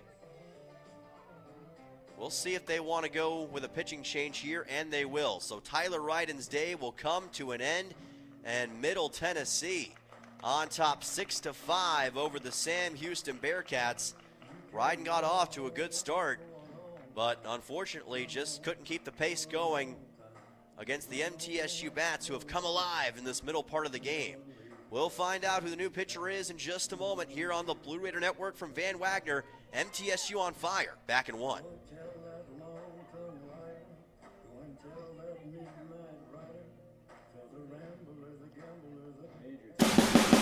The Blue Raiders are winners in the classroom, on the field, and the courts. Richard Lewis here. I want you to win in real estate also. Buying, selling, auction here in Tennessee, or along the Gulf Coast, a second home, or investing. Give me a call to help start that winning process. 615-319-9981. Oh, I'm never too busy for your referrals. Richard Lewis, Exit Realty, Bob Lamb & Associates. At State Farm, when home and auto work as a team, you score and save money. I'm State Farm agent Andy Wama. Give me a call at 615-890-0850 and let's work together to win big by saving money on home and auto. With the service you get from State Farm, you might think our car insurance costs more. I'm State Farm agent Andy Wama. Give me a call at 615-890-0850 and let me show you with discounts up to 40%. You may find it even costs less. You're listening to MTSU Sports on WGNS. Welcome back here to Huntsville, Texas. Dylan Simmons on the call, and your Blue Raiders on top of the Sam Houston Bearcats by a score of 6-5 after a solo home run shot by Dean O'Neal just a few moments ago. Part of a multi-home run inning. We saw a two-run homer from Tyler Minnick as well. An RBI double from Cooper Clapp. There's a new man on the mound for the Bearcats. It's Connor Mundy, number 47, 6'2", 190 pounds, a sophomore out of League City, Texas. Played at Clear Springs High School, has 14 1/3 innings pitched on the year with a 5.65 ERA.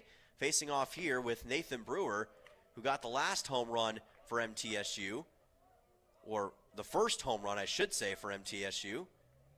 Got my stuff switched up there. Count goes to 1-0. And, of course, Brewer would love to add more to his and MTSU's catalog in this contest. As that pitch misses, count goes to 2-0. But after giving up a 3-run home run in the bottom half of the fourth, this MTSU squad has come alive, and all of a sudden they've got what they need to maybe start to stretch away a little bit from the Bearcats. Still just one out as the count goes to 2-1, and Mundy is going to have a lot to deal with these MTSU batters after what we've seen. This ball popped up by Brewer and fouled up over the netting. Count goes to 2-2. So yesterday at times felt like a little more of a pitching duel. This turning into a bit more of a high-scoring affair. Already 11 combined runs in the first not even 4.5 innings so far. It is entertaining if you're a fan of big plays, to say the least. Counts at 2-2, and here is a ball popped up and fouled to the right of the MTSU dugout. Keeps the count at 2-2 strikes.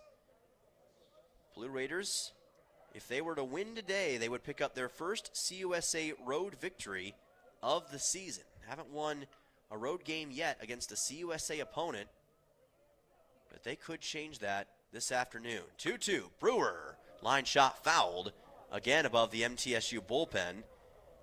Keeps the count even at 2-2 strikes. Tyler Ryden, by the way, his day will come to an end after 4 1/3 innings pitched and 4 strikeouts. Gave up a total of 6 home runs and 3 home runs to MTSU. 2-2.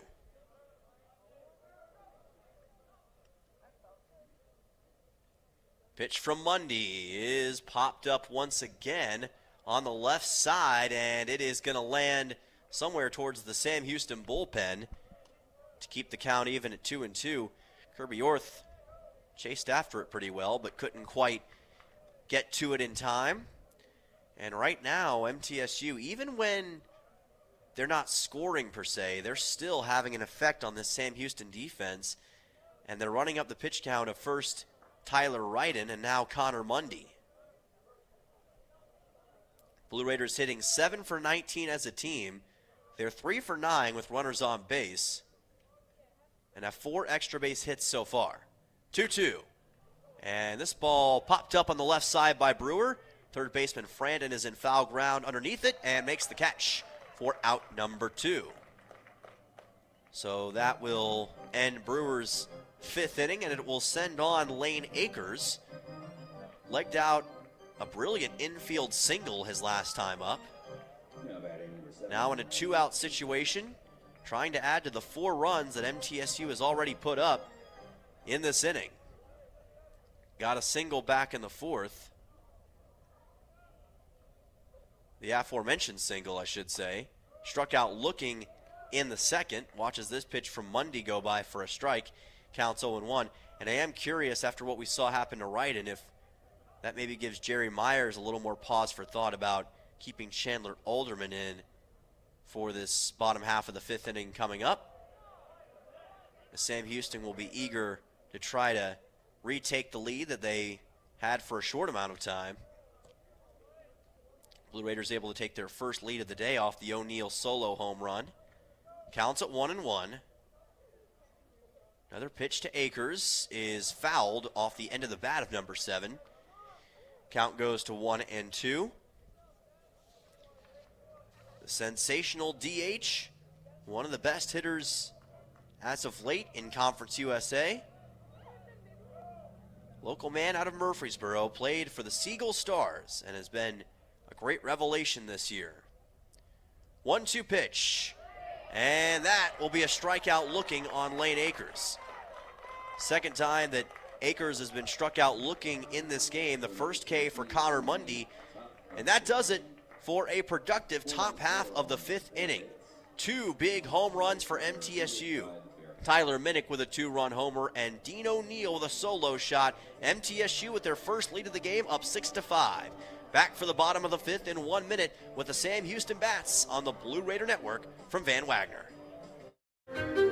At Middle Tennessee Electric, we see the lines that link us all, illuminating our neighborhoods, empowering our businesses, and helping us to recharge.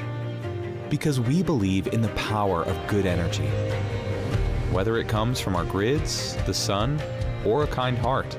And as your family and our region continue to grow, you can trust that we'll always be there for you. Middle Tennessee Electric, bringing good energy.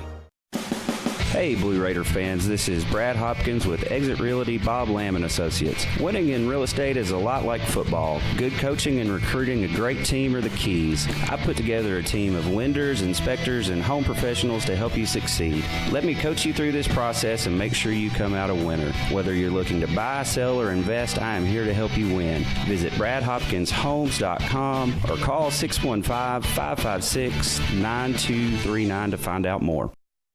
The Blue Raiders are on News Radio WGNS. With nearly 200 majors and concentrations for undergrads and more than 100 graduate programs, Middle Tennessee State University has something for everyone, including more than 50 online degrees. Do you want high-quality, affordable education? It's not too late to apply. Learn more at mtsu.edu. Big thank you to Middle Tennessee State University. Blue Raider baseball on top by a score of 6-5 here in Huntsville, Texas on this Saturday afternoon. A hot Texas afternoon so far. The only thing hotter may be the Blue Raider bats at the moment. And in order to help preserve that lead that they crafted, there's a new man on the mound. Bryant Baranek comes in for MTSU. the righty senior from Spring Hill, Tennessee, going to do what he can against these Sam Houston Bats. Coming into today's game with a 3.78 ERA, 33 1/3 innings pitched, a 1-2 record, 21 strikeouts, 34 hits given up. And the count will quickly move to 2-0 on Jace Martinez, who is at the plate for Sam Houston. So Chandler Alderman, who we were curious about whether or not he would start this inning, is indeed going to have his day come to an end as that pitch is upstairs for ball 3. Alderman went 4 innings with 5 earned runs given up and 2 strikeouts. Did allow 2 home runs to Sam Houston, a 2-run and a 3-run home run. There's a strike for Baranek. Count goes to 3-1. Jace Martinez grounded out to short in his lone at-bat of this game so far. Baranek zips this pitch in wide, and Martinez will advance over to first on a 5-pitch walk. So Martinez takes his spot at first base, and that will send on Ryan Frandon. Frandon got a single back in the first and flew a ball out to center back in the third. And has continued to perform time and time again for Sam Houston in these spots. That's not how you want to start it off if you're Baranek, considering the history that Sam Houston has in this game of capitalizing with runners on base. Whenever there have been guys on base, they usually follow up on that. They're 2 for 4 with runners on, 1 for 1 with runners in scoring position. Here's a ground ball that gets past Dean O'Neill and into right field. Racing around is Martinez to third. He will stop at third base. Runners in the corners for Sam Houston. And another big single, the second of the game for Ryan Frandon. It went right past Dean O'Neill, who tried to make a play on it as it ripped on the ground into right field but couldn't get to it in time.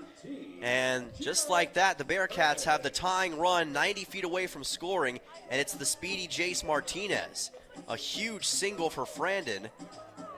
Jarrett Curtis will come to the plate. And again, this has been somewhat of a concern for MTSU this year, has been the bullpen pitching.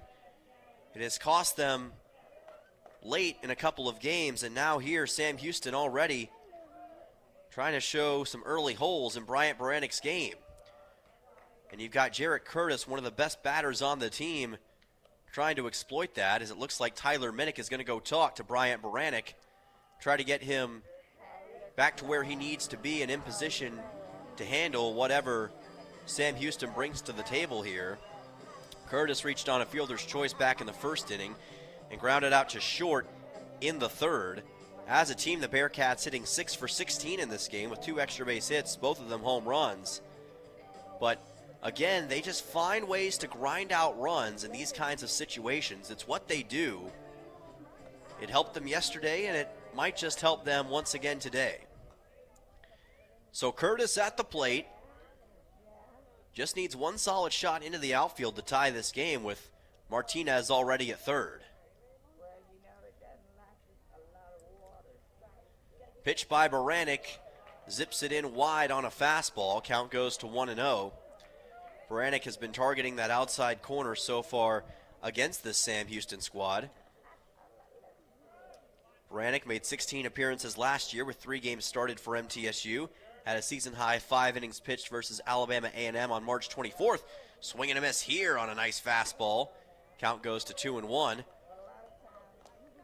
Baranek also had 4 strikeouts against Belmont back on April 14th in the midweek matchup in Nashville not all that long ago.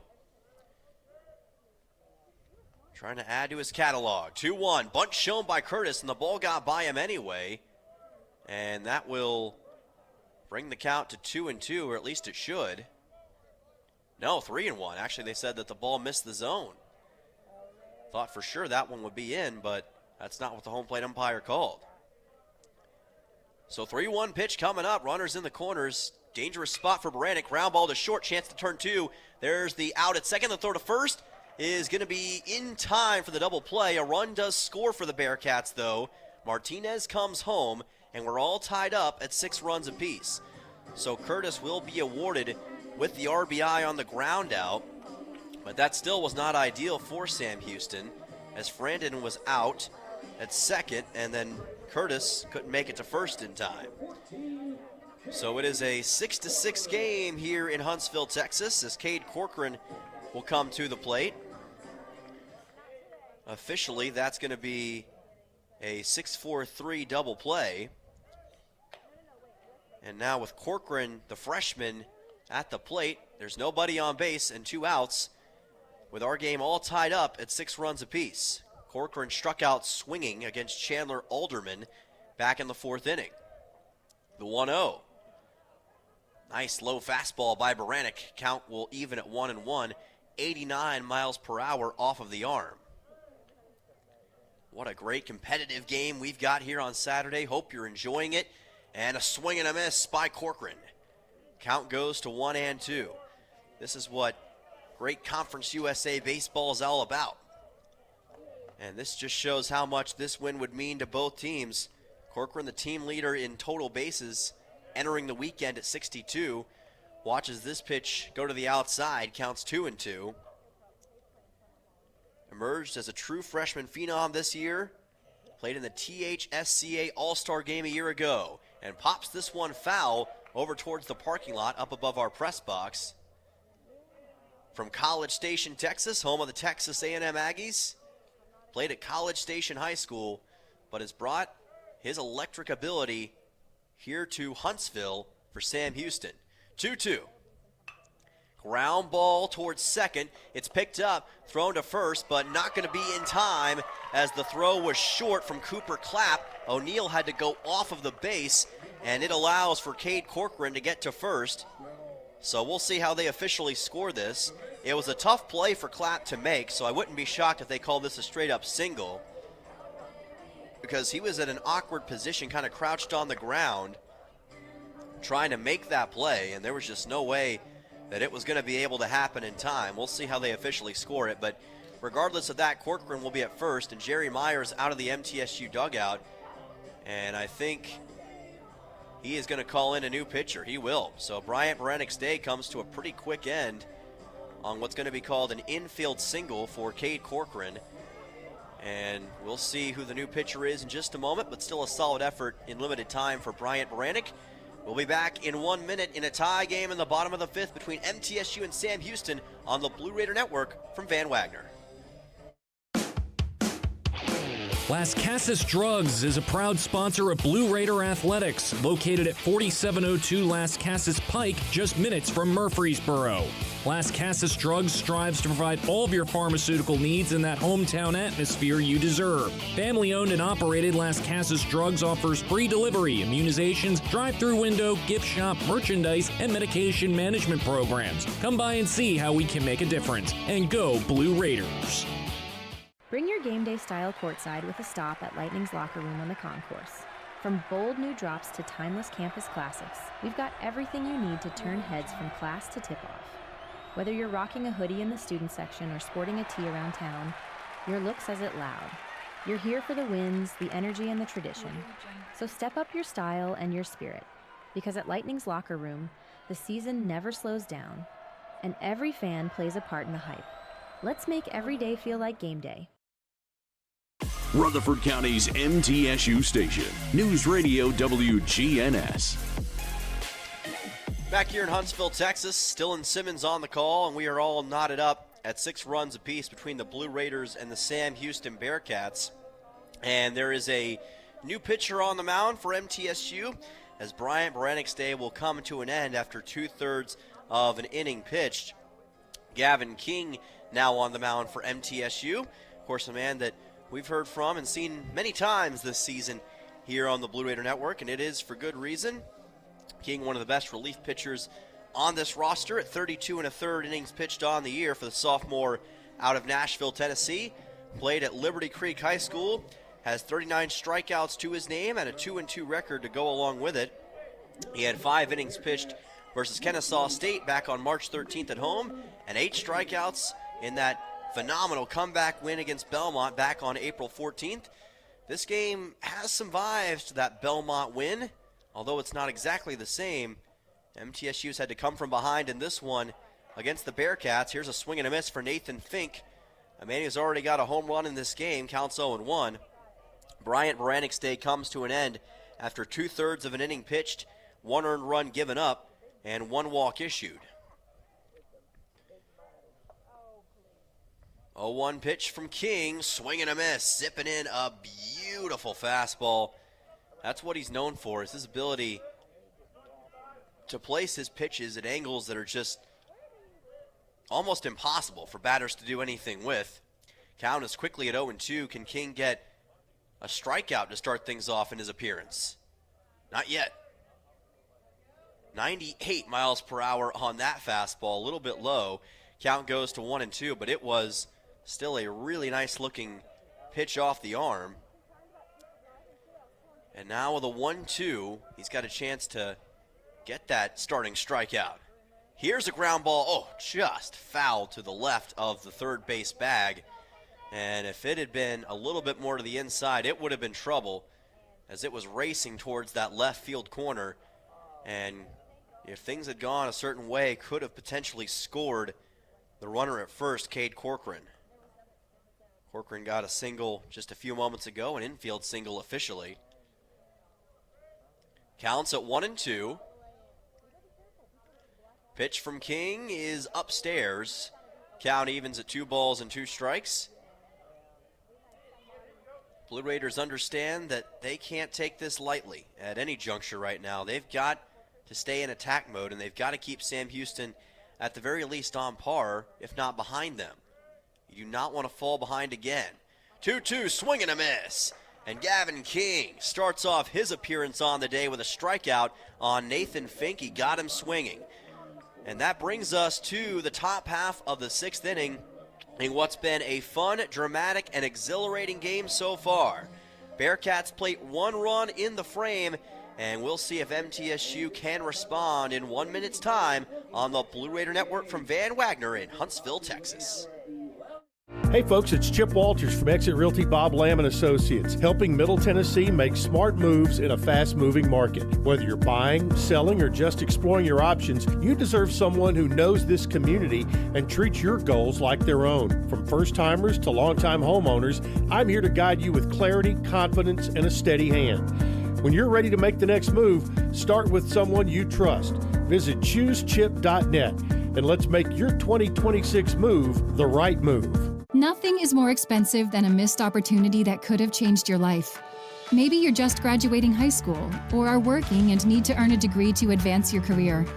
Or you aspire to be a leader, and a graduate degree can make that happen. Whether you're just starting out or retooling for the future, Middle Tennessee State University can help you get there. MTSU, the University of Opportunities. The Blue Raiders play here. News Radio WGNS. Welcome back to Don Sanders Stadium. Dylan Simmons with you in what's turning into a potential classic between Middle Tennessee and Sam Houston. Still a few innings of baseball at least left on the docket today, but we are all knotted up at 6 runs apiece on this Saturday afternoon, approaching the top half of the 6th inning. Connor Mundy is still on the mound for Sam Houston. MTSU had a magical top half of the 5th inning with a couple of big home runs. And now they'll have Brett Von Dolan to lead off this frame. 8-9-1 due up in the order. Mundy, a nasty breaking ball. 75 miles per hour. Count goes to 0-1. Von Dolan reached on a walk back in the 3rd. Struck out swinging in the 4th for MTSU. Had a big hit late in the game last night. And here's a ground ball picked up by the shortstop, but he is never going to be able to make that throw in time, and it's going to be a big-time leadoff single for Brett Von Dolan in this top half of the 6th inning, as Alvord had to chase after that one. I thought it was going to get by him for a second. He did make the play, but he could not get the ball over to first in time, and as a result, MTSU able to get a runner aboard to start things off with Brett Von Dolan. That'll send on Clay Badalak, and MTSU is back in position just like that to retake the lead if Badalak has anything to say about it. Von Dolan at first, a bunt is shown, and a strike is placed in by Mundy. as he was able to get it by the bat of Badalak. 0 for 2 so far today. Flew a ball out to left back in the third. Grounded out in the fourth. Count is at 0-1. Badalak's showing bunt again. Pitch was placed too far to the outside. Count goes to 1-1. But Badalak is showing no bones right now about going after this bunting situation. I think the idea is get runs where you can take them right now, and boy, that was very close at first base on the pickoff attempt on Von Dolan. Cade Corcoran over there almost made the play off the throw from Connor Mundy. Counts at 1-1. Righty versus lefty here. Badalak tries to lay down a bunt, but ended up just fouling it off. Count goes to 1-2. The Texas heat has only increased on this Saturday afternoon, and I would say that may have an impact on these players as time goes on. It's now 90 degrees flat here in Huntsville on a sunny and somewhat cloudy afternoon. 1-2, that pitch is low, and it gets away from the catcher. The throw to second is not going to be in time to get Brett Von Dolan. He steals second base as it was bobbled by Baker for just a moment, and MTSU now has a runner in scoring position. That slight bobble is all it took from Baker that allowed Von Dolan to take second, and now MTSU has a real chance to retake the lead on a 2-2. No outs here in the top of the sixth. Pitch on the way. Badalak off the end of his bat fouls it. Count stays even. I'd say those black shirts that Sam Houston's wearing today probably not favorable for this heat. I've heard that wearing black in the sun can make it a little bit worse as far as heat goes. Here's a ground ball. Badalak gets it to second. The throw from Martinez to first will be in time for a 4-3. However, it's not all too shabby as it advances Brett Von Dolan onto third base. So one down here in the top half of the sixth inning, and that will send on Owen Nowak. Nowak reached on a throwing error last time. In fact, got all the way to second off of a wild throw by Jace Martinez. He also has reached on a walk in this game back in the third inning, so it's a bit of an odd stat line. But Nowak, still a guy who is always dangerous, and he's going to drive a ball towards left but foul it off the roof of the Sam Houston clubhouse, and it'll land somewhere in the crowd of people on the left side of the field. Count goes to 0-1. What would be the leading run for MTSU is just 90 feet away from scoring. One solid shot into the outfield would do it. We'll see if Nowak can do just that. Counts at 0-1. Nowak watches a breaking ball go by him from Mundy. Misses the zone, and the count goes to 1-1. Despite the fact we're only in the sixth, everybody, I think, in some way, sitting on pins and needles right now, wondering what's going to happen next with all the drama we've seen as of late. 1-1 pitch from Mundy. Nowak, ground ball up the middle for a base hit. Von Dolan will score, and Owen Nowak answers the call with a massive RBI single. MTSU retakes the lead once again, and they continue to show the Bearcats that they are not going to lie down easily this afternoon. A beautiful ground ball up the middle, right between the shortstop and second baseman. That'll send on Cooper Clapp, and MTSU has regained control here in Huntsville, Texas.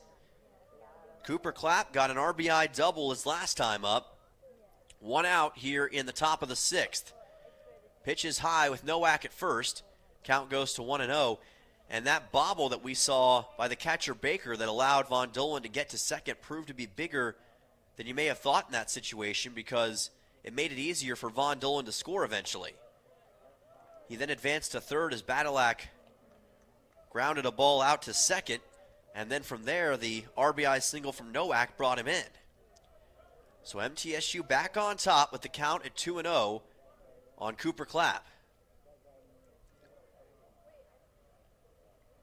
Pitch on the way from Mundy, and he's able to find the zone well. Off-speed pitch makes the count 2-1. Blue Raiders did not lead a single time last night It's been much more evenly matched today. 13 combined runs thus far in an incredible game. Started off being a 2-0 Sam Houston lead for the first 3 innings of the game, but ever since the 4th, it has just exploded on both sides in total offense and given us one whale of a game, as Darrell Waltrip would say. Counts at 3-1 on Clapp. And that's ball 4. A 5-pitch walk by Mundy. Clapp will advance on to first base and 2 runners aboard for MTSU. And if you're Jay Sirianni right now, again, you got to start comprehending whether or not you want to keep Mundy in for too much longer, and here he comes out of the dugout. There is plenty of action in the Sam Houston bullpen, and with an inning of work under his belt, I wonder if this will be the end of the day for Connor Mundy. Already with his team down by 1 run and a couple runners on base with just 1 out, I wouldn't be shocked if Sirianni wanted to make the change. Talking with Mundy as we speak. Hasn't motioned for anybody yet. Probably wants to get a gauge on where his pitcher's at. We know that Mundy can certainly go 2 or 3 innings if need be. Has that for sure in his wheelhouse, and I'd say that Sirianni probably wants to keep him in for a little longer if he can help it. You don't want to exhaust your bullpen options too much today, especially with another game still coming up tomorrow, which, by the way, will be at noon. You can catch our pregame at 11:45. Hope you'll join us for tomorrow's broadcast. But Coach Sirianni has to keep all that in mind for Sam Houston right now, as Minnick will come to the plate. Runners at first and second in Nowak and Cooper Clapp. Minnick trying to blow this game wide open here in Central Texas. Pitch by Mundy. This ball popped up and fouled. It's going to land somewhere in the crowd. Well, at least I thought it was. Oh, it actually landed on top of the net. That's why I couldn't find where it was. I was like, where's the ball? Why is it not coming out of the sky? And, well, now I see why. So the count will be 0-1. That's why I'm glad this net is up over myself and all the fans here at Don Sanders Stadium. Count is at 0-1 for Minnick. Last time up, a 2-run home run that changed the entire complexion of this game. 0-1 pitch, and this one is low and outside. Count evens at 1-1. In a high-scoring game like this, every opportunity you have, you feel like you're almost indebted to seize it in a way. That's what's making this one so interesting to watch. The game within the game, the mental battle between these guys and how they approach what's turning into a great game, but also a game of opportunities. Count is at 2-1 on Minnick, and here's a drive right to the shortstop, and getting back to second base just in the nick of time was Nowak. 2 away here in the top of the 6th. My goodness. Oliver just snatched that one out of the air and almost got a double play on Nowak. But thankfully for MTSU, Nowak got back just in the nick of time. So Minnick is out on that line out to short. It'll send on Brett Rogers, the right fielder, who popped one up to the third baseman his last time up. He's 0 for 3 so far today. Has also struck out swinging. Little uncharacteristic considering what he did on Friday. Watch as this pitch go by. Count goes to 0-1. Yesterday, Rogers had 2 hits and 1 RBI, but has been somewhat quiet so far in this contest. Mundy pitch, and it is too low. Count goes to 1-1. Blue Raiders last year, number 4 batting team in the conference, number 6 right now in total average, but having a heck of a day today that could increase that. Swing and a miss from Rogers. He was looking at the outfield fence and beyond frustrated after he missed that pitch on a breaking ball from Mundy. Count goes to 2-2. Connor Mundy trying to award the confidence of Jay Sirianni right here for keeping him in the game, and he might just do it. 1-2 with 2 outs. Runners go. Ground ball fouled to the right of the first base bag. And right here, if you're MTSU, you would hate to leave a couple of guys stranded on base. when you know that Sam Houston's going to be ready on the other side, even with Gavin King, you do not want to put him in a situation where he's going to have any more pressure than he needs to. A 1-2 coming up for the lefty, Brett Rogers, against Connor Mundy. And a swing and a miss. Second time today that Brett Rogers has struck out swinging, and that does it for the top half of the 6th inning. Connor Mundy finishes strong, but MTSU with a 7-6 lead on an RBI single from Owen Nowak. Blue Raiders back on top. More baseball to come. Back for the bottom of the 6th in 1 minute on the Blue Raider Network from Van Wagner. Will Fraley, attorney at law, has experience you can count on. Former Blue Raider baseball player and MTSU alum Will Fraley serves Murfreesboro and the surrounding communities. Put a strong and experienced legal fighter on your case. Give Will Fraley a call and he can handle all of your legal matters, including criminal and domestic or family law. Visit willfraleylaw.com or call 615-410-7290. When the arena lights dim for a concert, or when the crowd becomes one at a big game, you can almost feel like you're the biggest fan. But who's your biggest fan? It's the person that will get you home safely after a night of drinking. It's the person who looks out for your life to make sure you leave the stadium with someone sober. This could be a designated driver or someone who offers to get you a ride share. Because in Tennessee, fans don't let fans drive drunk. Brought to you by the Tennessee Highway Safety Office, a division of the Tennessee Department of Safety and Homeland Security. WGNS, the flagship station for Blue Raider sports. Welcome back here to Huntsville, Texas. Dylan Simmons with you. It is 7-6 MTSU on top of Sam Houston. It's approaching the top of the hour, so let's pause 10 seconds for station identification. The flagship station for Middle Tennessee sports. WGNS. Murfreesboro, Smyrna. The Blue Raiders play here. Gavin King still on the mound for MTSU. Blue Raiders took the lead in the top of the 6th thanks to an RBI single from Owen Nowak. And now MTSU trying to protect that lead with their ultra-reliable bullpen pitcher. Sean Bazemore leads off in this bottom half of the 6th. And Gavin King has an answer with a strike. Count goes to 0-1 as it is 5, 6, and 7 due up in the order for Sam Houston. Count is at 0-1. Bazemore watches King's pitch miss the zone. Count goes to 1-1. Gavin King is a guy who has a tall frame, a great arm, great athlete, high baseball IQ. Great leader on this team as that's foul to the left side. Count goes to 1-2. Man out of Nashville, Tennessee. Stands at 6 feet, 7 inches tall.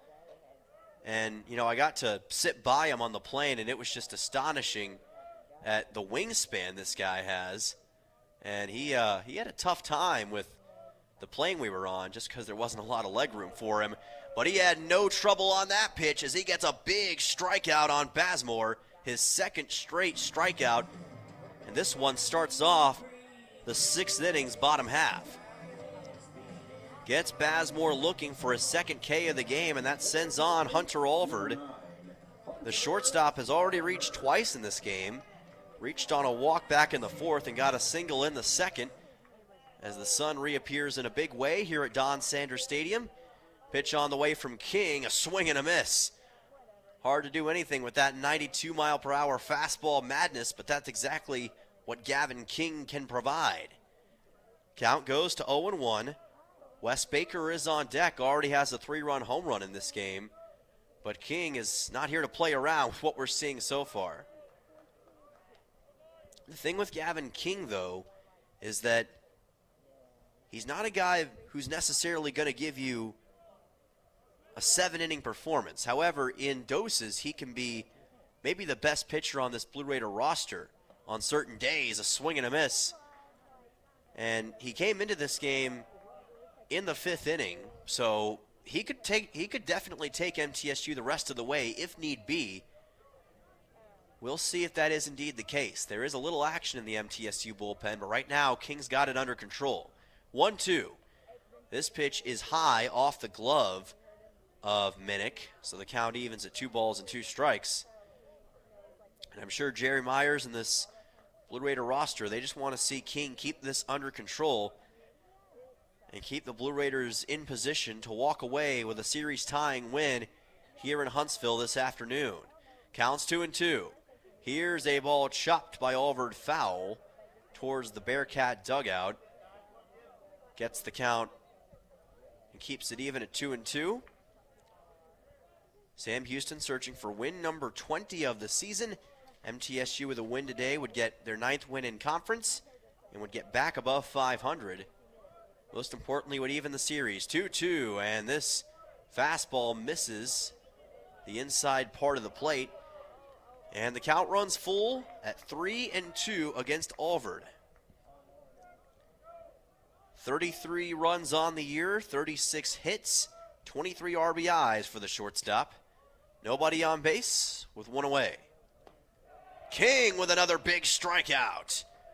Frustration for Hunter Alvord as he is struck out looking by a brilliant Gavin King pitch, and it sends on Wes Baker. 2 straight strikeouts for Gavin King to start this bottom half of the 6th. And again, all the success that Sam Houston had in the early and middle parts of this game is starting to dry up against this phenomenal pitcher from the bullpen. This pitch comes in low. Count goes to 1-0. Of course, Wes Baker had the massive 3-run home run against Chandler Alderman back in the 4th in what turned out to be his final inning of work. Counts at 1-0 here. Another pitch from King is fouled right into the net. Count evens at 1-1.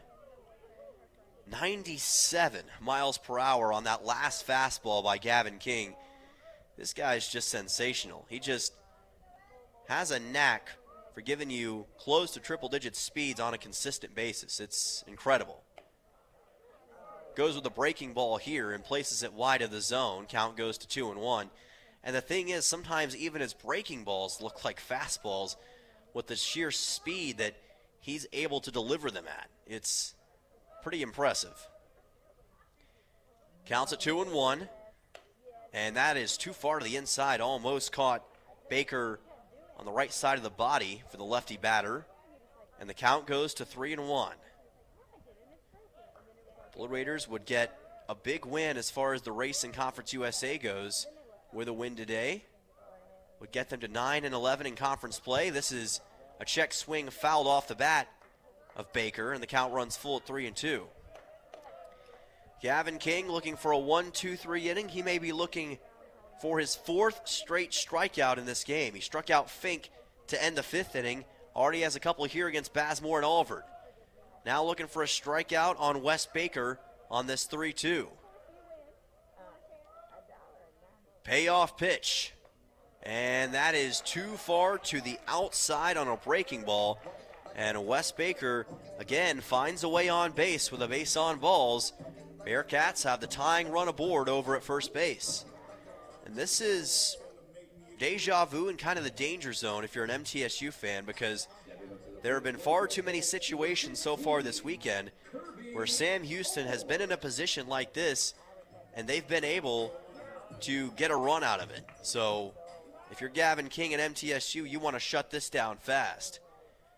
Orth struck out swinging his last time up, sends a fly ball deep out into left field. Brewer is underneath it and makes the catch for out number 3. So there will be no runs scored for Sam Houston this time. Instead, it will still be a 7-6 MTSU lead. Gavin King with 2 big strikeouts in the inning, and we're on to the top of the 7th. Blue Raiders on top of the Bearcats back in 1 minute on the Blue Raider Network from Van Wagner. Locally grown, Blue Raider proud. This is Jonathan Harmon with the J. Harmon Home Team. As an MTSU alumnus and lifelong Rutherford County resident, I bring the heart of a teacher, the grit of a Blue Raider, and over 15 years of real estate experience to every client. Honest to a fault, connected to the community, and driven to serve. I don't just help you buy or sell, I help you understand every step. The J. Harmon Home Team, where real estate meets real talk. Las Casas Drugs is a proud sponsor of Blue Raider Athletics, located at 4702 Las Casas Pike, just minutes from Murfreesboro. Las Casas Drugs strives to provide all of your pharmaceutical needs in that hometown atmosphere you deserve. Family-owned and operated, Las Casas Drugs offers free delivery, immunizations, drive-through window, gift shop, merchandise, and medication management programs. Come by and see how we can make a difference. And go Blue Raiders. You're listening to MTSU Sports on WGNS. Welcome back here to Huntsville, Texas. Dylan Simmons on the call, and what fun game it's been so far on this super Saturday afternoon in the Lone Star State.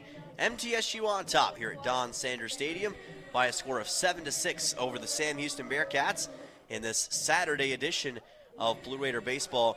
Tune in tomorrow, by the way. We will have game number 3 of this series on tap, 11:45 for our pregame show with first pitch at noon live from Central Texas. Make sure you join us here on the Blue Raider Network and WGNS tomorrow early in the afternoon. Sam Houston has made a pitching change. Connor Mundy's day will come to an end, and Jonathan Anders will be the man stepping onto the mound. The junior out of Rosenberg, Texas, played at Lamar Consolidated High School and was originally from Wharton County Junior College. Had a season-high 5 innings pitched with 3 strikeouts against FIU on March 22nd, a 1.78 ERA, a 1-0 record, 25 1/3 innings pitched, 19 strikeouts, one of the best ERAs on the team, and a guy who will certainly give MTSU all they can handle, you would think. Dean O'Neill comes to the plate. He's had already a pretty successful day, a solo home run back in the 5th inning that helped MTSU grab the lead for a moment. Now taking on the lefty, Jonathan Anders. And the southpaw has a really tough breaking ball that MTSU is going to have to contend with. This pitch high, though. Count goes to 1-0. O'Neill also today has grounded out to short and reached on a hit-by pitch. Count at 1-0. Anders' pitch finds the zone for a strike, and there's that odd-looking breaking ball, curveball, that somehow finds its way through. Counts 1-1. It's hard to hit anything off of that, but MTSU is going to have to do their best against it. 1-1 pitch coming up from Anders.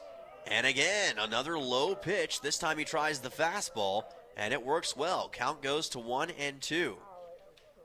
So Dean O'Neill getting a full taste of what Jonathan Anders has to offer, and right now struggling to find answers against him. 1-2 pitch. O'Neill may have an answer. A ground ball into center field for a base hit. And Dean O'Neill says, all right, Jonathan, you got some tricky stuff, but I've got some stuff to answer with it. A big single to start off the top half of the 7th inning, and MTSU once again has a runner aboard. And that's what Dean O'Neill's been able to do all season, now with 11 home runs, and he's just able to make things happen in tough circumstances. A big single there, and MTSU trying to make the most of this chance. Nathan Brewer at the plate, 1 for 3 on the day. That one hit that he got, though, was massive. A 2-run home run over that big center field wall, the batter's eye here at Don Sanders Stadium with the count at 0-1. Anders keeping a close eye at first base. And here's a fly ball deep into left field, back at the wall, right at the corner, and the catch is made by Kirby Orth all the way in that left field corner pocket.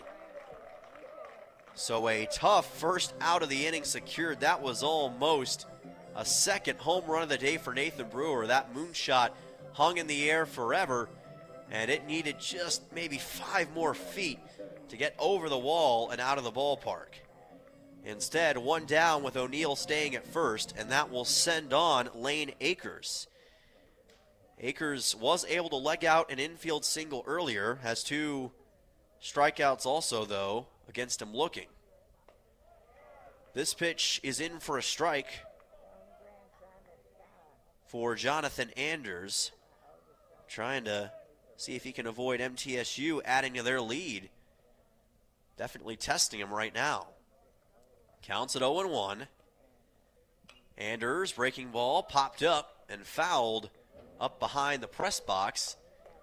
And the count will be 0-2 coming up for Anders, who took over for Connor Mundy just a second ago, whose day ends with an inning and 2/3 pitched.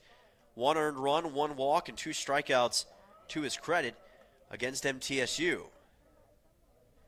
Akers at the plate, O'Neill at first. 0-2, and another foul ball by Lane. Count will stay at 0-2 for Lane Akers, the man I call the raker. Goes out there and seems like every single weekend he generates another highlight. Already has a CUSA Hitter of the Week award under his belt for the New Mexico State Series, but this is going to be just fouled by Akers, almost a strikeout. He just caught a piece of that one to keep this at-bat alive. Count remains at no balls and 2 strikes. Blue Raiders looking for their 4th win all time against this Bearcat squad. Akers, high fly ball, deep to left field. This is going to stay in the yard, and the catch is made again by Orth right at the warning track. O'Neill has to scramble back to first base, 2 away here in the top half of the 7th inning. That ball looks pretty dangerous off the bat of Akers, and again, I thought that might have a chance, much like Brewers, of leaving the park, but it just didn't quite have enough to clear the fence. Now Brett Von Dolan comes to the plate. We know he's got some power. Maybe that's the missing piece against Jonathan Anders and what his pitching has been so far. Pitch by Anders to Von Dolan low. Count goes to 1-0. Bearcats pitching-wise, number 7 team in CUSA and Team ERA, number 9 in hits allowed, number 8 in earned runs allowed, number 6 fielding team in the conference. Another strike for Anders here. Count goes to 1-1. So they're about middle of the pack in most pitching categories. Had a great game yesterday. Struggled today, though. Some of that inconsistency that those stats would reflect. Pitch outside here from Jonathan Anders. Count goes to 2-1. And it's going to be interesting to see how the pitching will hold up for Sam Houston tomorrow, because on paper, they've used up a lot of their best options here in these first couple games. 2-1 from Anders. Almost a hit by pitch on Von Dolan. Way too far to the inside. Count goes to 3-1. And now a really significant opportunity for Von Dolan to get on base. Potentially get to first and spring O'Neill to second, even on a walk. How aggressive does Von Do want to be on a 3-1? We're going to find out.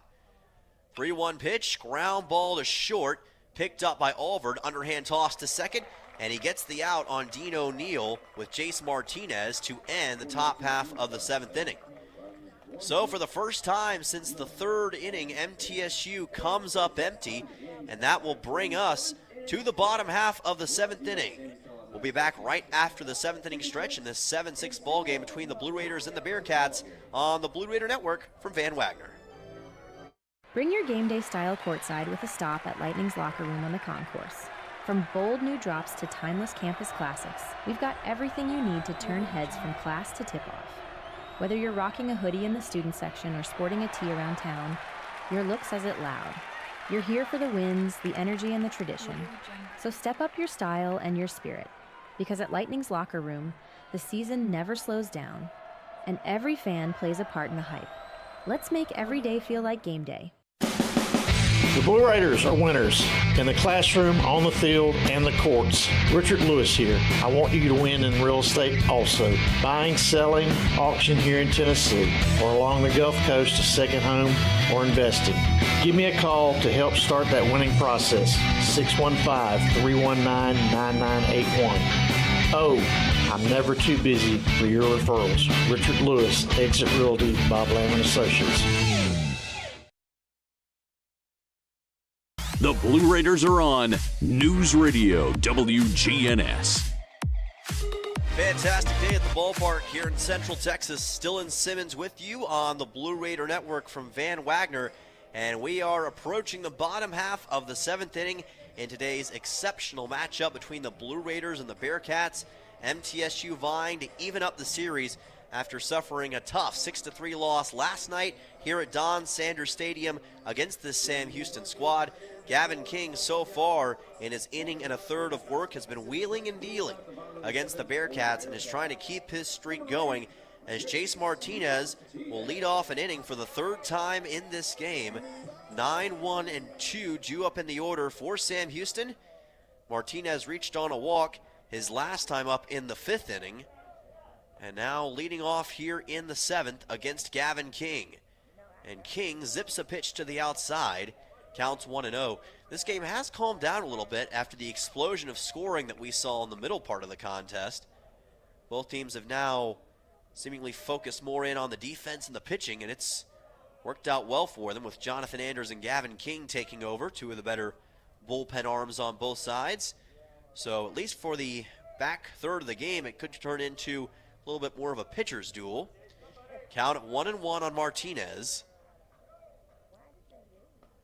And King with a beautiful second strike, 96 miles per hour on a brilliant fastball against Martinez, who grounded out to short his first time up back in the 3rd inning.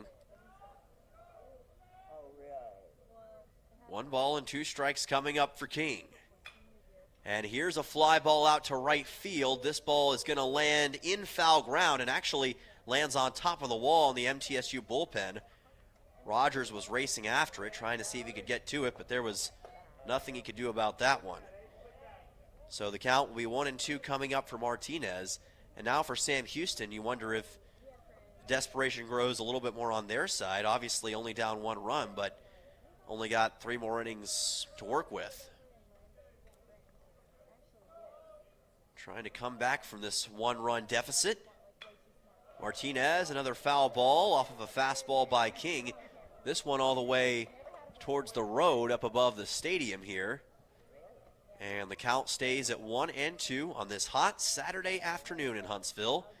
Temperatures up to 90 degrees here in Central Texas. Count 1-2. And King high and tight to even the count at 2 balls and 2 strikes on Martinez. MTSU looking for their first CUSA road win of the season to even up this series and make tomorrow a winner-take-all Game 3. 2-2, and Martinez fouls this one off of his own body, but stays alive in the at-bat. Count will be at 2 balls and 2 strikes as he tries to walk off the pain for a moment. That looked like a pretty stiff shot he took. Glad to see him apparently no worse for wear. Never fun when you're a batter and you have to take one of those hits at such a short range. 2-2. King too far to the inside. It's ball 3. And give credit to Jace Martinez. He has worked hard against Gavin King to force a full count here. And now with this 3-2 coming up, who's going to win this chess match on the diamond? King, payoff pitch, in for a strikeout. And I think Martinez thought that was going to be ball 4, probably thought it was too high on the fastball. It was not. 96 miles per hour. Martinez had already thrown his bat back to the dugout. First I thought maybe it's because he thought it was a walk, but maybe it was just in pure frustration. Either way, it is another strikeout for Gavin King. And again, he has sat down a really good batter for this Sam Houston squad. So that brings us to Ryan Frandon and back to the top of the order with 1 out. This pitch too low by Gavin King. Minnick took a bit of an awkward fall trying to pick that ball up. Kind of had to walk it off for a second. Looks like he's okay though. Count goes to 1-0. Gavin King, since coming into this game, now has 4 strikeouts to his credit. He has just been feeling it so far against these Bearcats. Very reminiscent of what we saw against Belmont back on April 14th.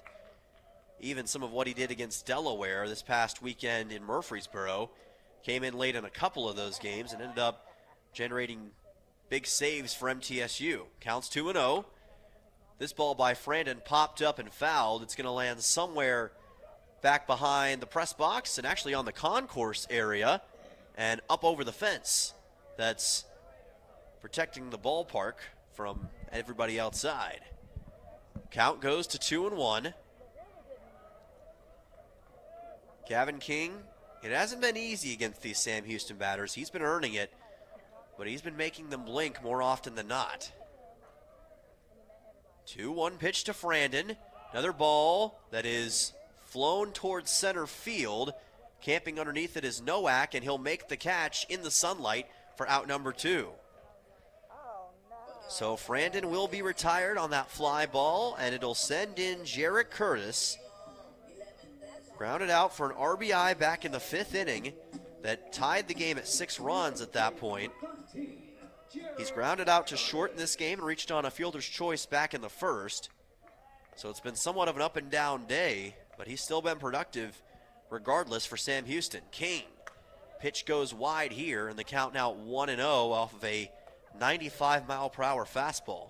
And again, there's that speed that you just expect to see from Gavin King time and time again. 1-0 coming up on Curtis. And that one perfectly placed. Moved the fastball a little more to the inside, and that was a great decision. Count goes to 1-1. Remember, this Blue Raider squad was once down 5-2. Overcame that 3-run deficit in just 1/2 inning with 4 runs, including a couple of home runs by Dean O'Neill and Tyler Minnick that allowed them to take a 6-5 lead, eventually stretched that out to a 7-6 lead after an RBI single from Owen Nowak in the top half of the 6th inning, and it has remained that way since then. Nobody on base here, 2-1 count and 2 outs for Gavin King against Jarrett Curtis. And this pitch is wide of Minnick, wild pitch that thankfully won't be too costly with nobody on base, but the count goes to 3-1. We have seen 1 walk from Gavin King today, walked Wes Baker back in the 6th inning. In danger of doing that to Jarrett Curtis here. Looking to reach for his 2nd time today. 3-1. This is popped up into foul ground on the left side. Von Dolan wants to try to get it, but he's not going to be able to as it lands in the grandstands and is caught by one of the fans out there, the top row of the concourse, and he's going to give it to a little Bearcat fan. So a nice sight there. MTSU hoping for another nice sight of a potential strikeout right here. As the count goes to 3-2 on Curtis, just where King wants it, as we saw a moment ago with Ryan Frandon. Trying to make the most of a payoff pitch coming up. 2 away in this bottom of the 7th. The 3-2. Too high, it's ball 4, and Jarrett Curtis is able to work a much-earned base on balls with 2 outs. And again, the tying run aboard for Sam Houston. Kind of similar to the way that the bottom of the 6th set up at some points. And again, the Bearcats refusing to go through an inning without at least getting something for their troubles. That's one thing you got to give this team, no matter what. They are feisty, and they are not a team that's going to go away easily. They're going to find ways to get guys on base, even in very inopportune situations. Cade Corcoran is at the plate, the freshman 2 for 3 today. One of the toughest batters that King has to deal with, and taking off is Curtis. Here's the throw to second. It gets away from Badalak and rolls all the way to the left side of the infield. Curtis will stay at second as MTSU is able to get back on it. It was Clapp who actually had to come over and grab that ball up from the ground, but that was almost a disastrous situation as Minnick hurried the throw on to second base, tried to get it to Badalak in time, but Curtis, again, with his incredible speed, just stole another base. Number 20 on the season. He has a 63% success rate. Not afraid to go take a base if he can. As the count will be at 1-1 here against Cade Corcoran. Now the tying run for Sam Houston is in scoring position against Gavin King in this MTSU defense. 1-1 pitch coming up. King keeping a close eye at second base and delivering a strike. Count goes to 1-2. Now, how aggressive does Curtis want to be in this situation to try to take third if he feels that's a necessary risk? That's what we're going to have to find out. 1-2. This ball popped up on the left side again. Von Dolan going to try to race after it once more, and he can't. It lands on the roof of the Sam Houston clubhouse next to that bundle of fans over there watching towards the left side of Don Sanders Stadium. 1-2 coming up on Cade Corcoran. Earlier in this game, got a single back in the first, got a single in the fifth as well. Struck out swinging in the fourth, though. Gavin King would like that result here. 1-2 pitch, and it is going to skip into Minnick. It was low. It's ball two. Minnick did a good job to make sure that ball didn't get past him and potentially allow Curtis to spring his way over to third.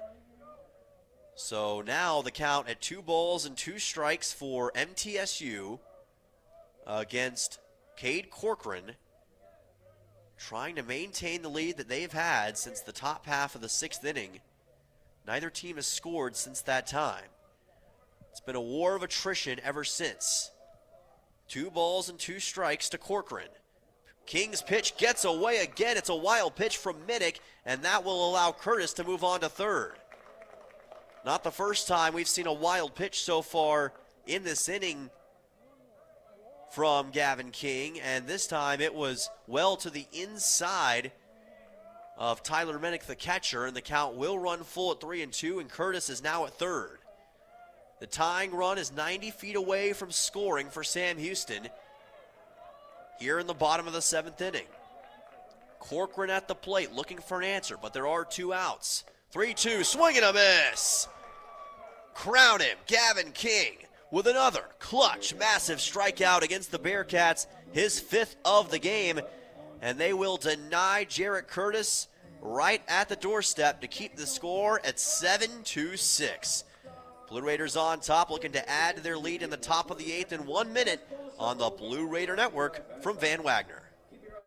At State Farm, when home and auto work as a team, you score and save money. I'm State Farm agent Andy Wama. Give me a call at 615-890-0850 and let's work together to win big by saving money on home and auto. With the service you get from State Farm, you might think our car insurance costs more. I'm State Farm agent Andy Wama. Give me a call at 615-890-0850 and let me show you with discounts up to 40%. You may find it even costs less. At Middle Tennessee Electric, we see the lines that link us all, illuminating our neighborhoods, empowering our businesses, and helping us to recharge. Because we believe in the power of good energy. Whether it comes from our grids, the sun, or a kind heart. And as your family and our region continue to grow, you can trust that we'll always be there for you. Middle Tennessee Electric, bringing good energy. Rutherford County's MTSU station, News Radio WGNS. Back here for the top half of the eighth on the Blue Raider Network from Van Wagner. Dylan Simmons with you in Huntsville, Texas. Understand that there may be a little bit of a thunderstorm rolling through Murfreesboro right now, so hopefully everybody's indoors and away from all of that. Hopefully that'll roll through pretty quickly. But we are nice and sunny here in Huntsville, Texas this afternoon with your Blue Raiders on top 7-6, and Gavin King just a few moments ago got a massive inning-ending strikeout against Sam Houston and denied Jarrett Curtis, who was at third base, the opportunity to score and tie this game up. And now Sam Houston trying to return the favor. Jonathan Anders still on the mound. Third pitcher of the game for Sam Houston has been good in his 1 inning of work so far. Gave up just 1 hit. He will start off the top of the eighth against Clay Badalak, the shortstop for MTSU, who so far is 0 for 3 today. Grounded out to second his last time up. Has also flown a ball out to left and grounded out in the fourth as well. Blue Raiders with 10 total hits in this game, but only 1 against Anders. 9-1-2 due up in the order. Badalak with a fly ball out to center field. Curtis is back and makes the catch for out number 1 pretty deep into center field territory.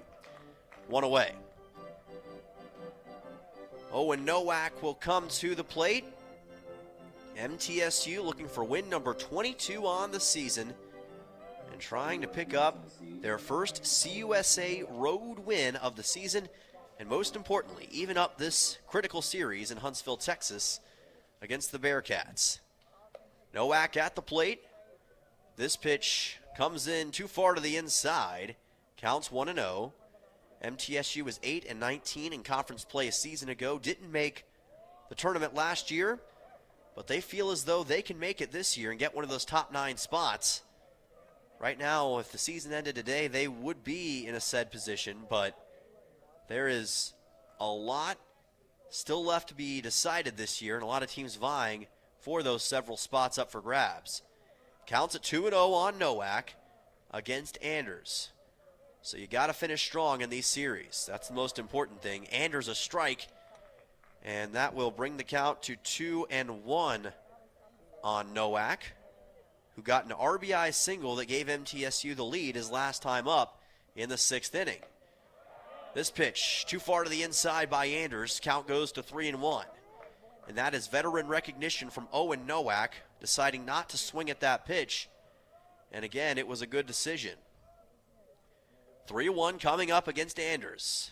Pitch on the way, and that is strike 2, and Nowak had already started to unbuckle his elbow strap, his elbow pad, I should say, whatever you want to call it, elbow strap, elbow pad. He thought for sure it was a ball. He'd already flipped his bat to the dugout, but no. 3-2 coming up after the call by the home plate umpire. Payoff pitch with 1 out. Nowak instead has a ground ball through the right side for a base hit. I can't reach on a walk? That's okay. I'll take the single instead. His 2nd straight hit in this game, and the Blue Raiders have a runner aboard with 1 out in the top half of the 8th inning. Cooper Clapp will come to the plate. 2 for 2 in this contest so far is his line. He's reached twice on a walk, got an RBI double back in the 5th, and a single up the middle in the 1st. Has Nowak over at first base, another lefty in the order for the southpaw Jonathan Anders to deal with. And he will deliver a nice fastball to break the count to 0-1. Cooper Clapp out of Savannah, Tennessee, transferred in from Notre Dame in the past. Season high 4 hits versus Belmont back on April 14th. And he's going to send a ground ball along the third base line. Throw to first is going to be just in time from Anders to get the out. He had to locate that baseball quickly and then go behind himself to deliver the throw to first base to Corcoran, but did so and denies Clapp of an infield single. Owen Nowak does advance to 2nd. Minnick will be up to the plate, but first, Jay Sirianni making his way out of the Sam Houston dugout. And we'll see what he decides to do here. There is plenty of action in the Sam Houston bullpen, and it looks as though they're going to make a pitching change, and they will. So Anders' day will come to an end after an inning and a 1/3 of work, and we'll see who the new pitcher is in this top half of the 8th inning, with the Blue Raiders on top by a score of 7-6. Back in 1 minute on the Blue Raider Network from Van Wagner. Hey Blue Raider fans, this is Brad Hopkins with Exit Realty Bob Lamb & Associates. Winning in real estate is a lot like football. Good coaching and recruiting a great team are the keys. I put together a team of lenders, inspectors, and home professionals to help you succeed. Let me coach you through this process and make sure you come out a winner. Whether you're looking to buy, sell, or invest, I am here to help you win. Visit BradHopkinsHomes.com or call 615-556-9239 to find out more. Las Casas Drugs is a proud sponsor of Blue Raider Athletics, located at 4702 Las Casas Pike, just minutes from Murfreesboro. Las Casas Drugs strives to provide all of your pharmaceutical needs in that hometown atmosphere you deserve. Family-owned and operated, Las Casas Drugs offers free delivery, immunizations, drive-through window, gift shop, merchandise, and medication management programs. Come by and see how we can make a difference. And go Blue Raiders. The Blue Raiders play here. News Radio WGNS. Welcome back to Don Sanders Stadium. Dylan Simmons on the call in this top half of the 8th inning between the Middle Tennessee Blue Raiders and the Sam Houston Bearcats. 7-6 is your score. MTSU on top. And Sam Houston making their next pitching change in this game, what could be their final pitching change of the day. It is Gabe Winans who is in for the Bearcats, standing at 6'3", 210 pounds. The freshman out of North Richland Hills, Texas, played at Birdville High School, has 20 1/3 innings pitched on the season with a 5.75 ERA, a 1-0 record, and 25 strikeouts to his credit. Had a season-high 3 1/3 innings pitched versus Prairie View on March 6th and 6 strikeouts against Oklahoma State way back on February 28th. His best strikeout margin of the year. This is a guy who is also very intelligent, 6th out of his 553 in the graduating class he was in. So that tells you this guy's got some high baseball IQ and regular IQ as well. Trying to handle Tyler Minnick with Owen Nowak currently at second, 2 outs in the top of the 8th. Winans with a nice breaking ball for a strike. Count goes to 0-1. One of his big-time signature pitches that he'll use a lot against MTSU. Nowak, number 5 in CUSA in runs, trying to add another one to his collection. Here's a fly ball out to right field. Bazemore is there, and he'll make the catch for out number 3.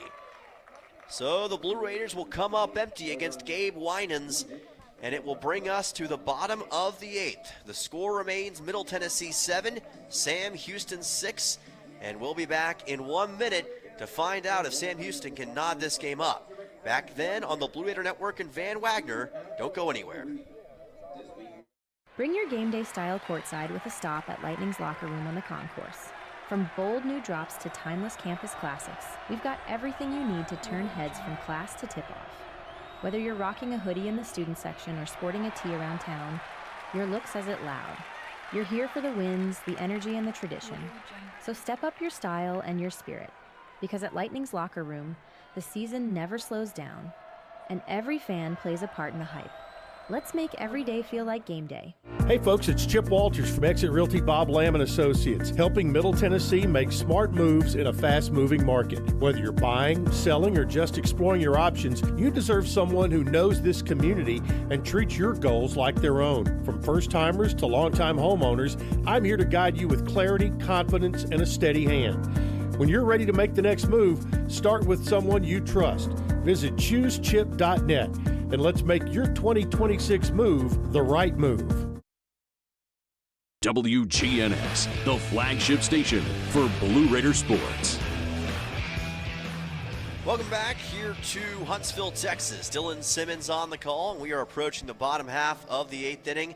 Gavin King will remain on the mound for MTSU as he's been having a stellar game so far for the Blue Raiders. And while we've got a moment, want to thank our friends over at Raiders Rising, the official NIL collective for MTSU Athletics.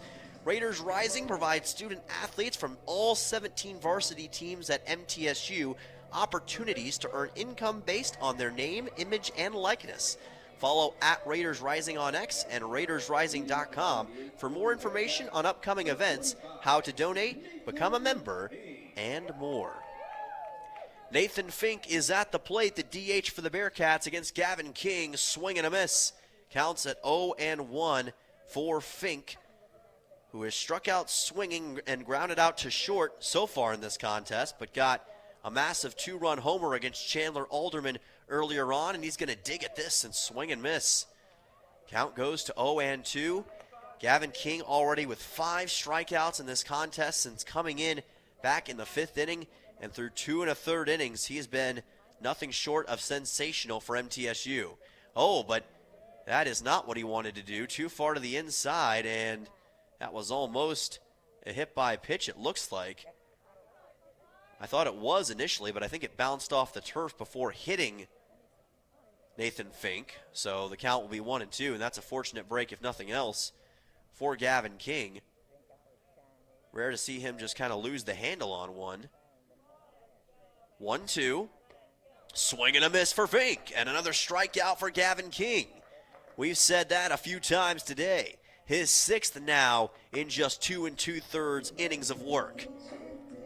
This guy is playing with an abundance of confidence and an appreciation for his own abilities in this beautiful game of baseball. Sean Bazemore will come to the plate. And King's going to look to keep on cooking. Here's a fly ball out to right field. It's going to land in foul ground and above the MTSU bullpen. Count goes to 0-1. Rogers was chasing after it, but had no chance to make a play. Bazemore has scored a run so far in this game. Reached on a walk back in the fourth, struck out looking in the sixth. Grounded out to short back in the first. This pitch by King misses the mark. Count goes to 1-1. These two teams have been stuck in a virtual stalemate since the middle part of the contest. King's been a big part of that. Sam Houston, who was so consistent offensively earlier on, has not been able to find that same consistency in this late stage. Count at 2-1.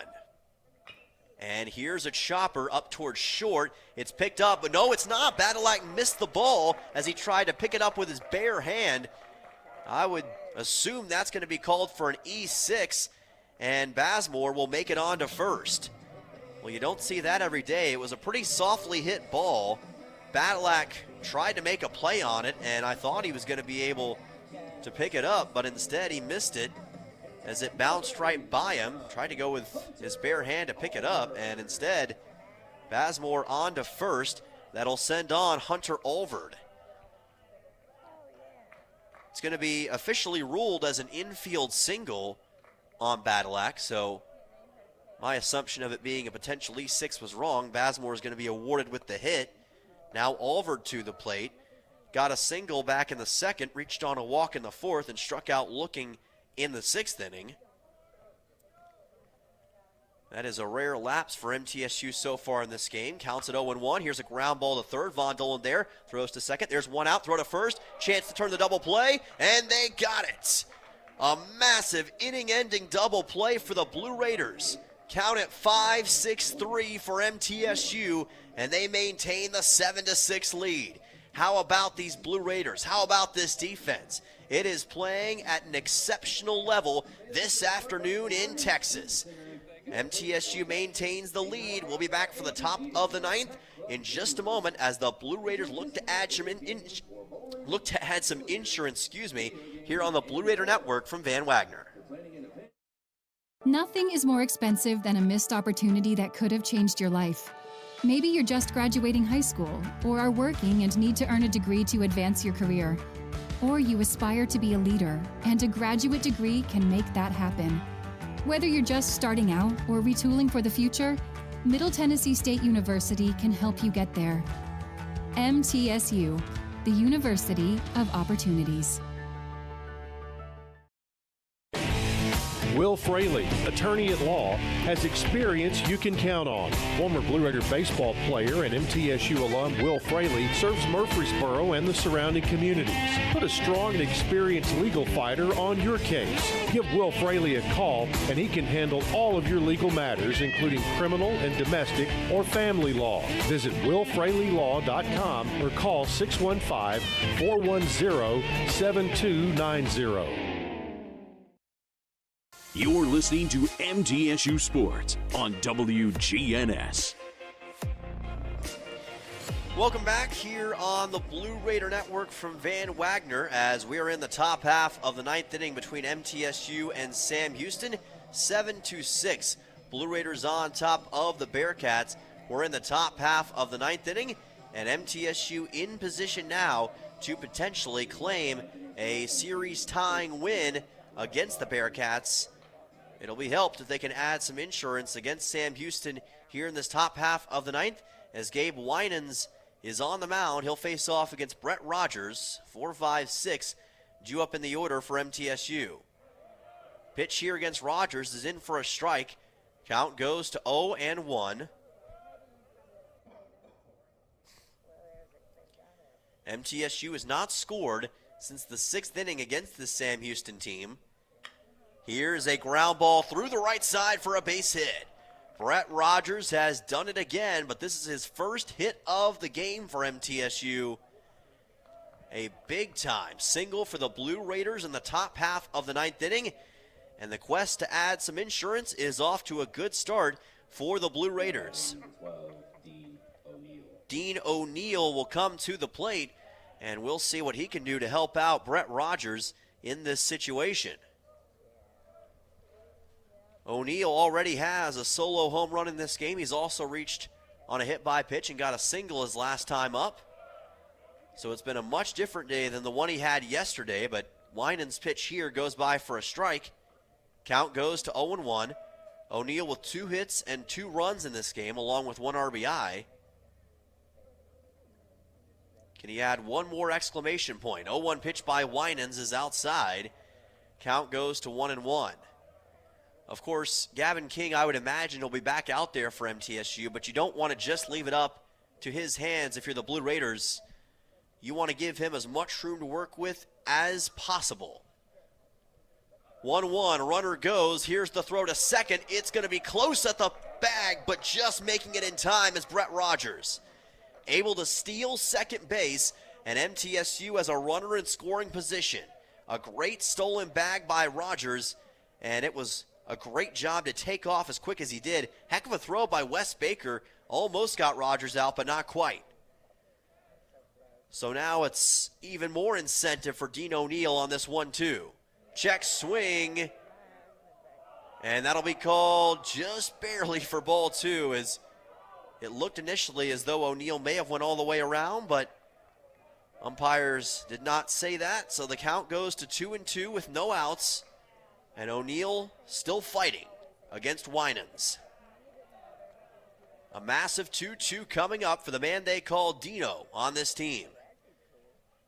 The 2-2 is going to be low on a breaking ball, and the count runs full for Winans and Sam Houston. It is a desperate situation for the Bearcats, and it's up to Dean O'Neal to potentially pounce on a wounded animal. The 3-2 coming up. O'Neal check swing, that pitch outside, and it's in for a strike. O'Neal is going to be struck out. Not sure if it was swinging or looking exactly, but either way, it's going to be out number 1.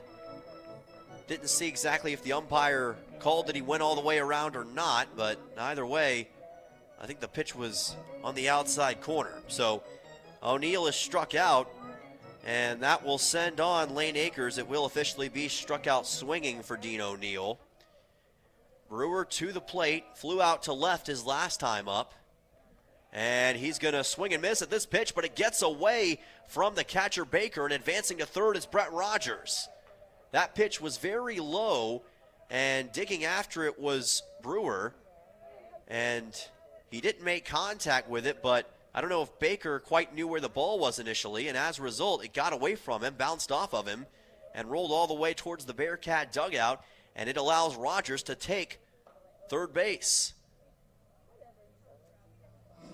Brewer having a quick conversation over on the left side of the field with Kevin Nichols, it looks like. Just trying to make sure that everything's squared away.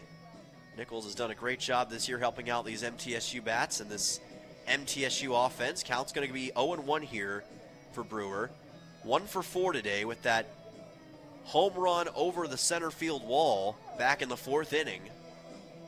And now looking to put the cherry on top of what could be a fantastic MTSU win on this Saturday afternoon. Infield playing up here on Brewer. And he's going to deliver a high fly ball deep to left field. That is just to the left of that foul pole to bring the count to 0-2. It had the distance to escape the ballpark, but it didn't have the angle. So the count will be 0-2 for Brewer coming up, and if he had delivered a home run there, that may have been the knockout punch on Sam Houston here on the road. But just a little reminder of the threat that he could cause for Gabe Winans right here. 0-2, Brewer, another high fly ball deep to left field. This one may stay inside, and it does! Nathan Brewer with a potential knockout punch on the Bearcats. It was almost the exact same thing one pitch before. That ball didn't stay inside the foul pole. This one did. And again, a Blue Raider takes advantage of the narrow corners here at Don Sanders Stadium for a big-time home run. And Brewer blasts his second homer of the day. 9-6 here in Huntsville, Texas, and is that the home run that delivers MTSU their first CUSA road win of the season? Lane Akers will come to the plate, MTSU up 9-6. Count goes to 0-1, but this crowd, which has been frenzied and enthusiastic all day for Sam Houston, now stunned after that massive blast from Nathan Brewer. 0-1 pitch. Akers fouls this one off. Counts 0-2, and that is the first run scored on either side since the top half of the 6th inning. It had been virtually all quiet since, but leave it to Nathan Brewer to completely change the complexion of the game with a 331-foot home run. And now Akers with a high fly ball deep to left field. Akers the raker off the scoreboard. A solo home run, one more cherry on top of a magical Saturday afternoon. MTSU will take a 10-6 lead, back-to-back jacks for the Blue Raiders. And Gabe Winans, who had done so much good in his early part of his appearance, has kind of lost it in this top of the ninth. Blue Raiders up by 4 runs now on the Bearcats, 3 runs in this top half of the 9th inning, and that will send on Brett Von Dolan, with MTSU sending some of the Sam Houston fans filing for the exits. A 4-run advantage. Here's a drive into left, fouled by Akers, and right now Winans is just trying to weather this storm against the Blue Raiders, who have absolutely taken off in what could be this final offensive frame. That pitch gets by Brett Von Dolan and is in for ball 1. Count goes to 1-1.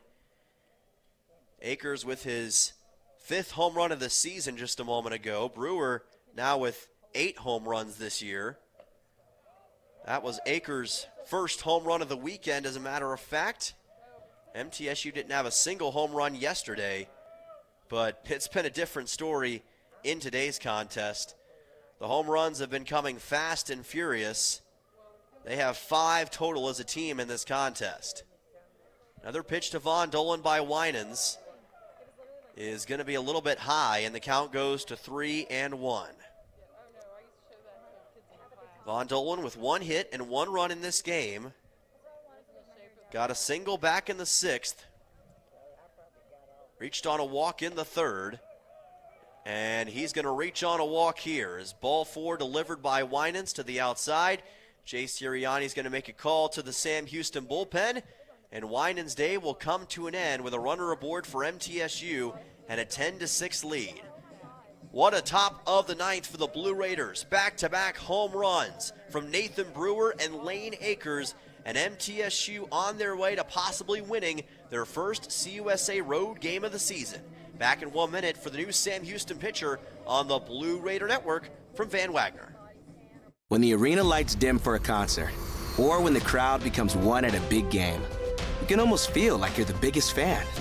But who's your biggest fan? It's the person that will get you home safely after a night of drinking. It's the person who looks out for your life to make sure you leave the stadium with someone sober. This could be a designated driver or someone who offers to get you a ride share.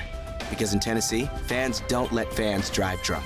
Brought to you by the Tennessee Highway Safety Office, a division of the Tennessee Department of Safety and Homeland Security.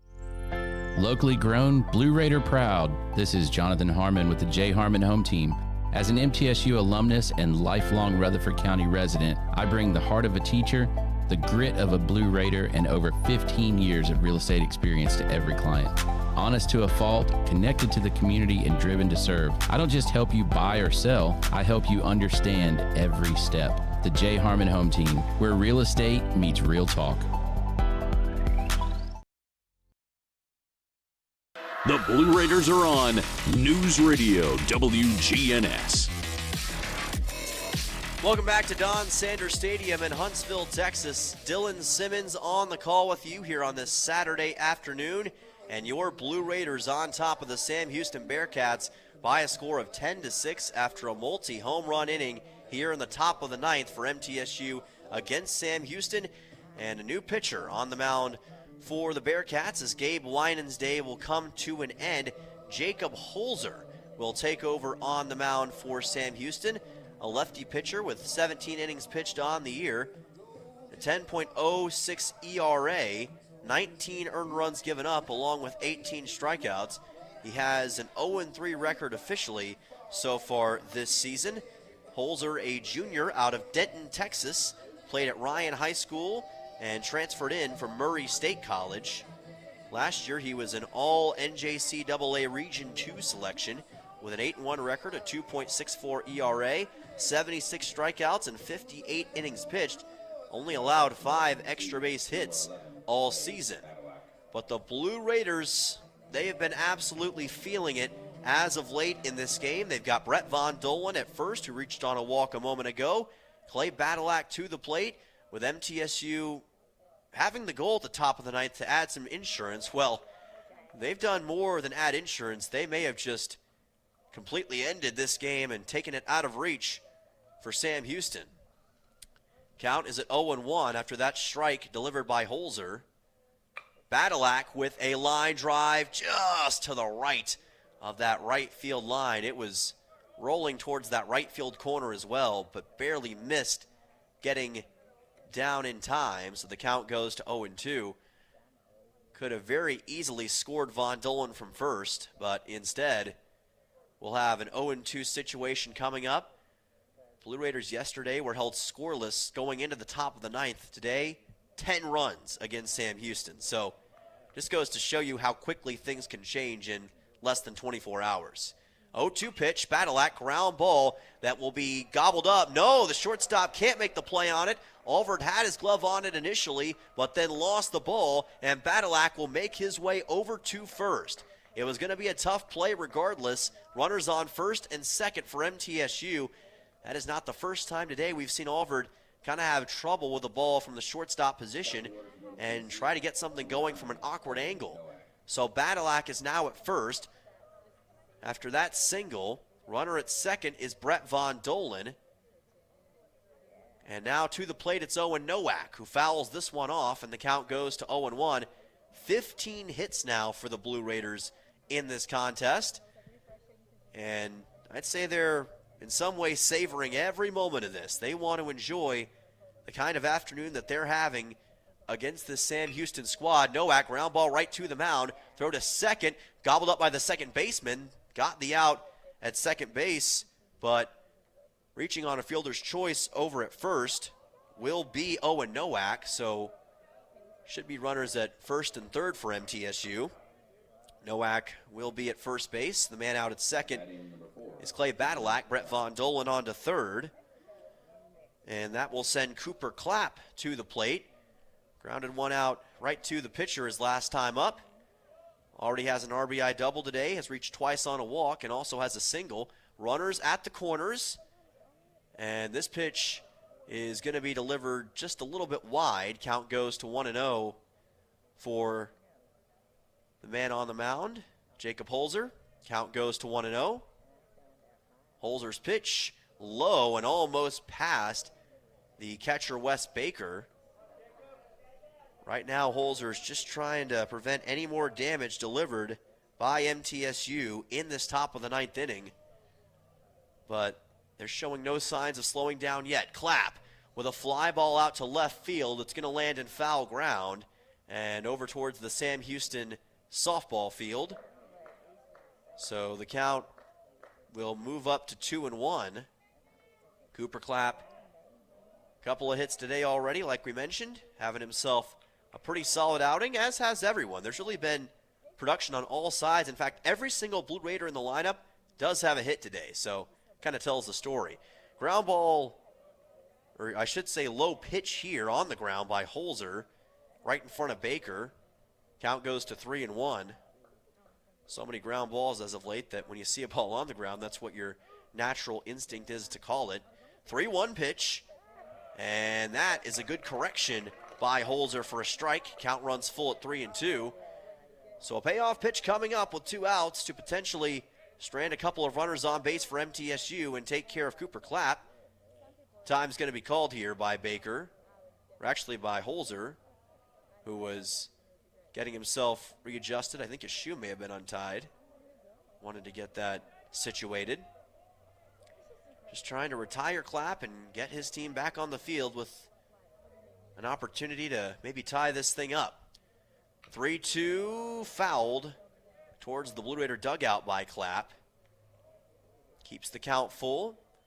If MTSU can pull off this win this afternoon, then tomorrow's game will be for the series and should set up for a beautiful Sunday showdown.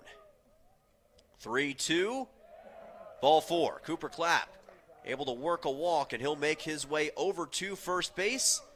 And again, Jacob Holzer cannot silence the Blue Raiders quite yet. Tyler Minnick will come to the plate. The bases are juiced for MTSU. Minnick is 1 for 5 today, but did get a big-time 2-run home run back in the 5th inning. Flew a ball out to right back in the 8th. Bases loaded here for MTSU. A pitch coming up to Minnick, and Holzer places it in for a strike. Nice low fastball. Count goes to 0-1 on that 89-mile-per-hour pitch. You've got Von Dolan at third, Nowak at second. Cooper Clapp at first currently for MTSU. Here's a ground ball up the middle for another base hit. Von Dolan will come through to score, as will Nowak. Advancing to third is Clapp, and it is a 2-run RBI single for Tyler Minnick. And if you needed any more insurance for MTSU, well, they just got it. Jace Martinez dove after that one. The second baseman almost looked like he was going to have a chance to make a play on it, but couldn't get to it in time. And as a result, the lead is extended again for MTSU, and it is now a 12-6 Blue Raider lead. Brett Rogers back to the plate as we've gone all the way through the order in this top half of the 9th inning.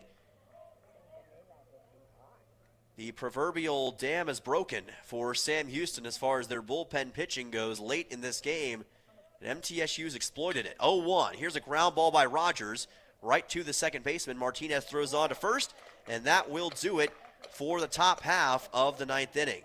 But MTSU with a tremendous top of the 9th, multiple home runs, and 5 runs scored in total on their way to a 12-6 lead. Just 3 outs away from clinching a win here on the road on this Saturday afternoon.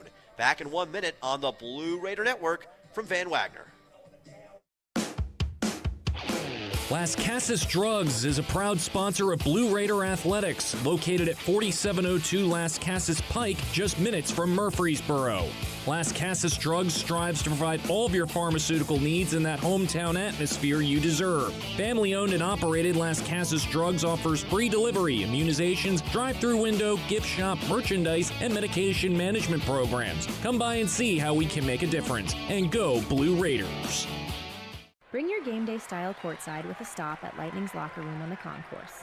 From bold new drops to timeless campus classics, we've got everything you need to turn heads from class to tip-off. Whether you're rocking a hoodie in the student section or sporting a tee around town, your look says it loud. You're here for the wins, the energy, and the tradition. So step up your style and your spirit, because at Lightning's locker room, the season never slows down, and every fan plays a part in the hype. Let's make every day feel like game day. Rutherford County's MTSU station, News Radio WGNS. Blue Raiders on top of the Sam Houston Bearcats, 12-6 in the second game of this weekend series in Texas. Let's pause 10 seconds for station identification. The flagship station for Middle Tennessee sports, WGNS. Murfreesboro, Smyrna. The Blue Raiders play here. Blue Raiders added 5 runs in the top half of the 9th inning, a couple of home runs, back-to-back jacks, as a matter of fact, from Nathan Brewer and Lane Akers. And looking at Gavin King on his way to the mound in this bottom of the 9th, he had a skip in his step and a twinkle in his eye, and he's got a chance now to shut down the Bearcats' hopes of tying this game up and maybe stealing the series away on a Saturday afternoon. He will face off with Wes Baker at the plate. This pitch comes in low, and the count goes to 1-0 off the fastball from King. He came in originally in the 5th inning, and he's had himself a tremendous performance today against this Bearcats lineup. And that fastball still as effective as ever. Delivers a strike here, and the count goes to 1-1. Baker reached on a walk back in the 6th. Has also delivered a 3-run homer today. This pitch a little bit high for Gavin King on a fastball. Count goes to 2-1. That fastball has worked wonders today for King. It's been tough for anybody on this Sam Houston roster to find an answer for it outside of fouling it, which Wes Baker just did. Count goes to 2-2. In fact, King in 3 1/3 innings of work has given up just 1 hit so far in this contest, and he continues to show you why he is so revered among these Blue Raider pitchers, and he just delivered another strikeout. Strikeout swinging on Wes Baker, and Baker is not able to cook up anything unique that time. Just has to eat a strikeout against Gavin King. Kirby Orth will come to the plate against MTSU. 1 down here in the top of the 9th. 2 away from victory for MTSU.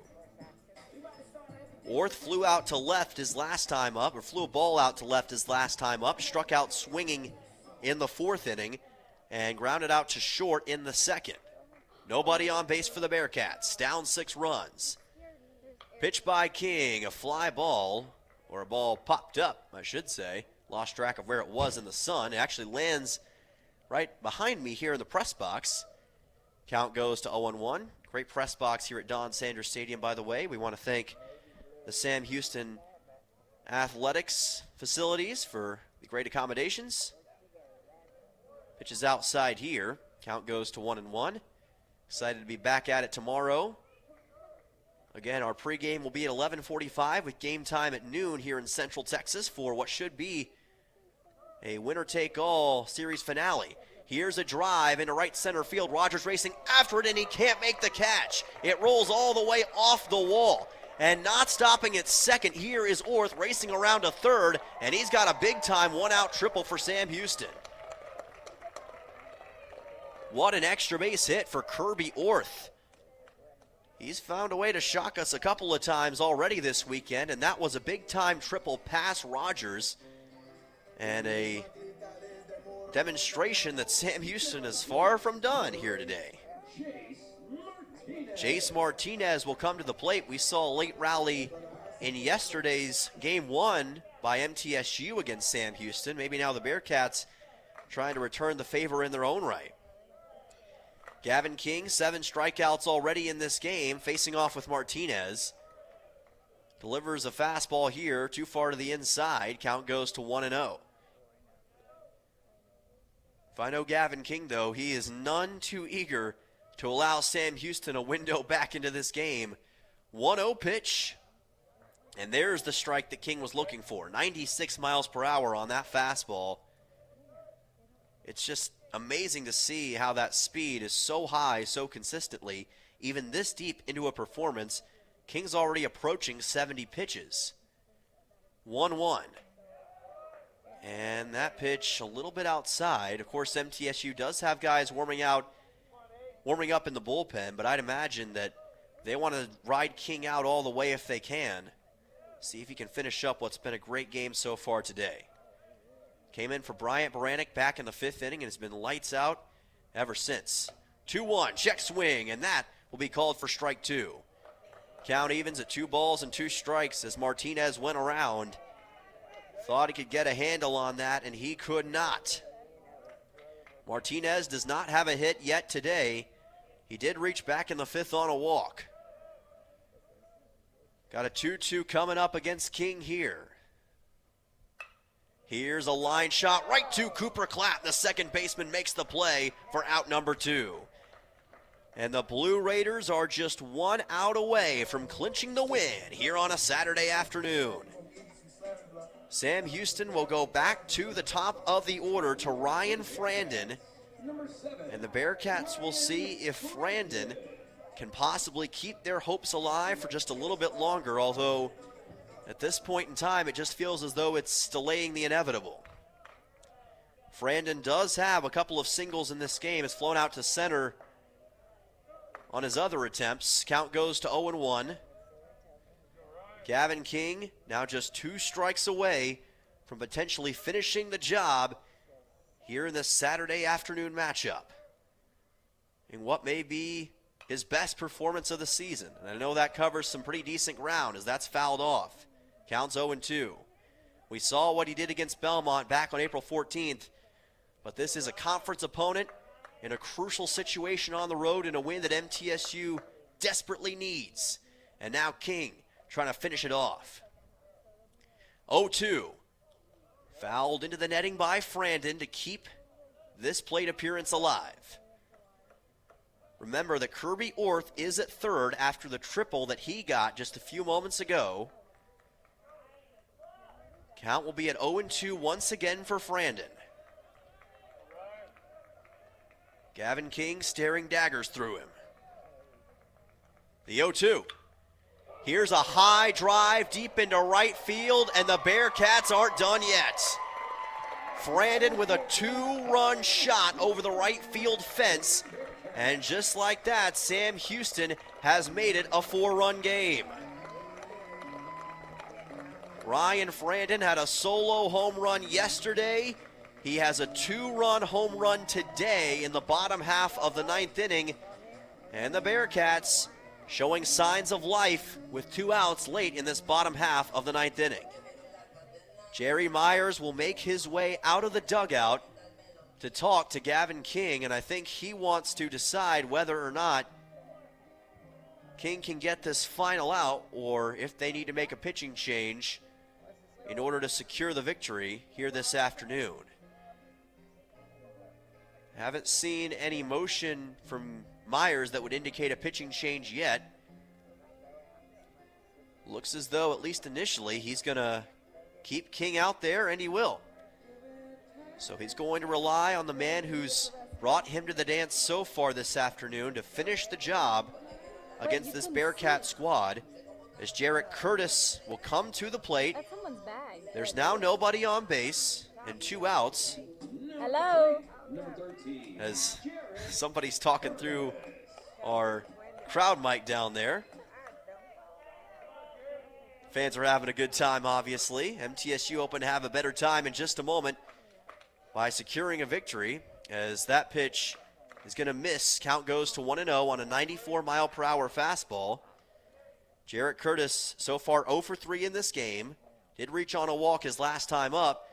And a nice strike from King on a fastball. Count goes to 1-1. 26 combined hits between these two teams.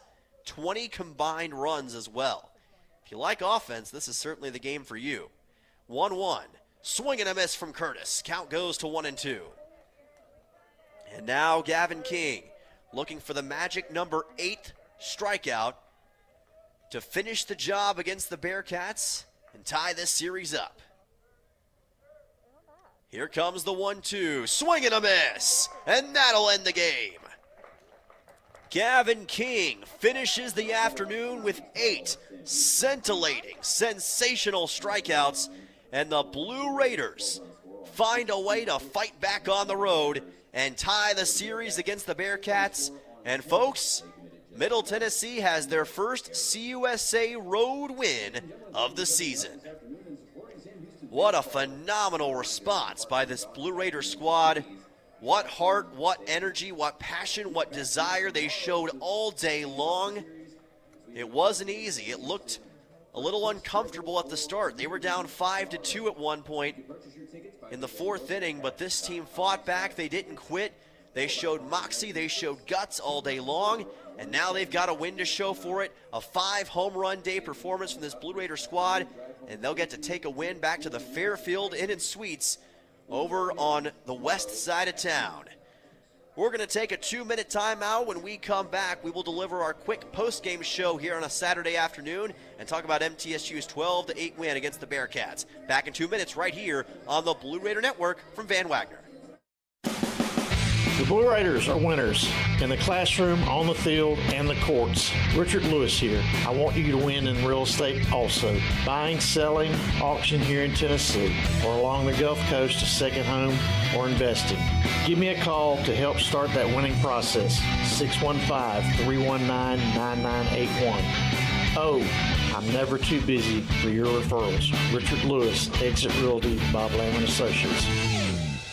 At State Farm, when home and auto work as a team, you score and save money. I'm State Farm agent Andy Wama. Give me a call at 615-890-0850 and let's work together to win big by saving money on home and auto. With the service you get from State Farm, you might think our car insurance costs more. I'm State Farm agent Andy Wama. Give me a call at 615-890-0850 and let me show you with discounts up to 40%. You may find it even costs less. At Middle Tennessee Electric, we see the lines that link us all, illuminating our neighborhoods, empowering our businesses, and helping us to recharge. Because we believe in the power of good energy.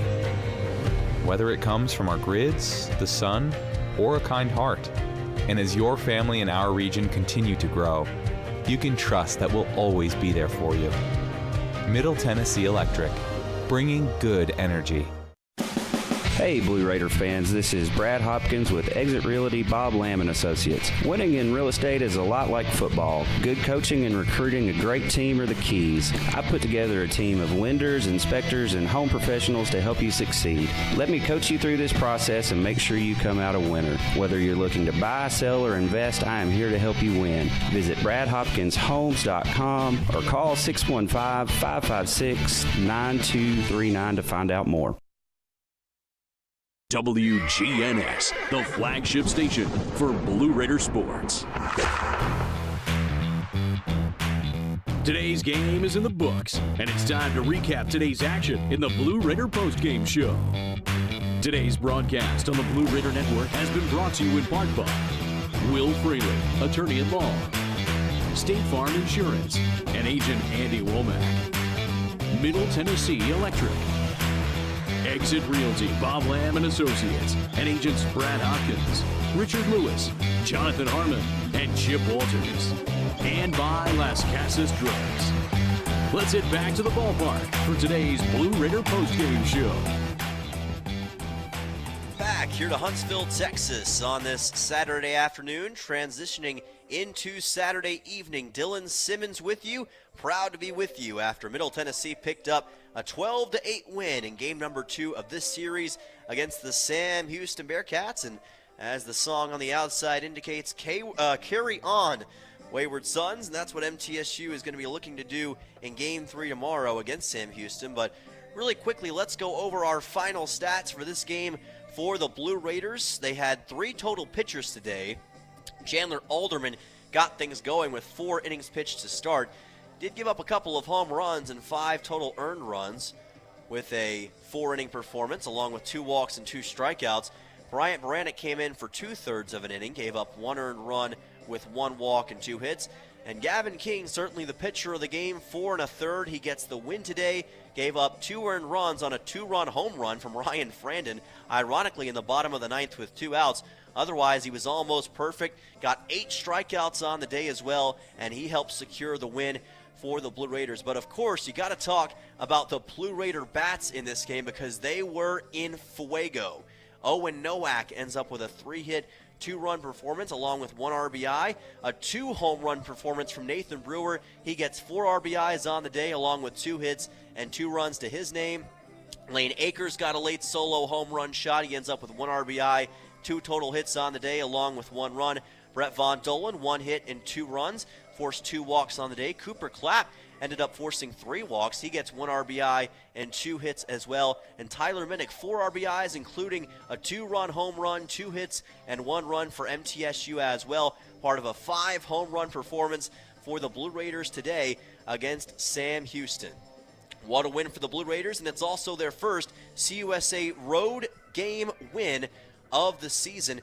They'll have a chance to pick up their first CUSA Road Series victory since 2024 tomorrow when they play Sam Houston in game number 3 of what's turning out to be a tremendous series. And if you can't tell, I'm a little dehydrated here in this late stage of the broadcast. There's been a lot to talk about here in today's action. But we will join you tomorrow on Sunday at 11:45 with our Blue Raider pregame show. 12 o'clock is first pitch from Huntsville, Texas, as MTSU searches for the series against the Bearcats. But as for today, that is going to do it. So thank you all so much for listening in. We will see you tomorrow here on WGNS and the Blue Raider Network from Van Wagner.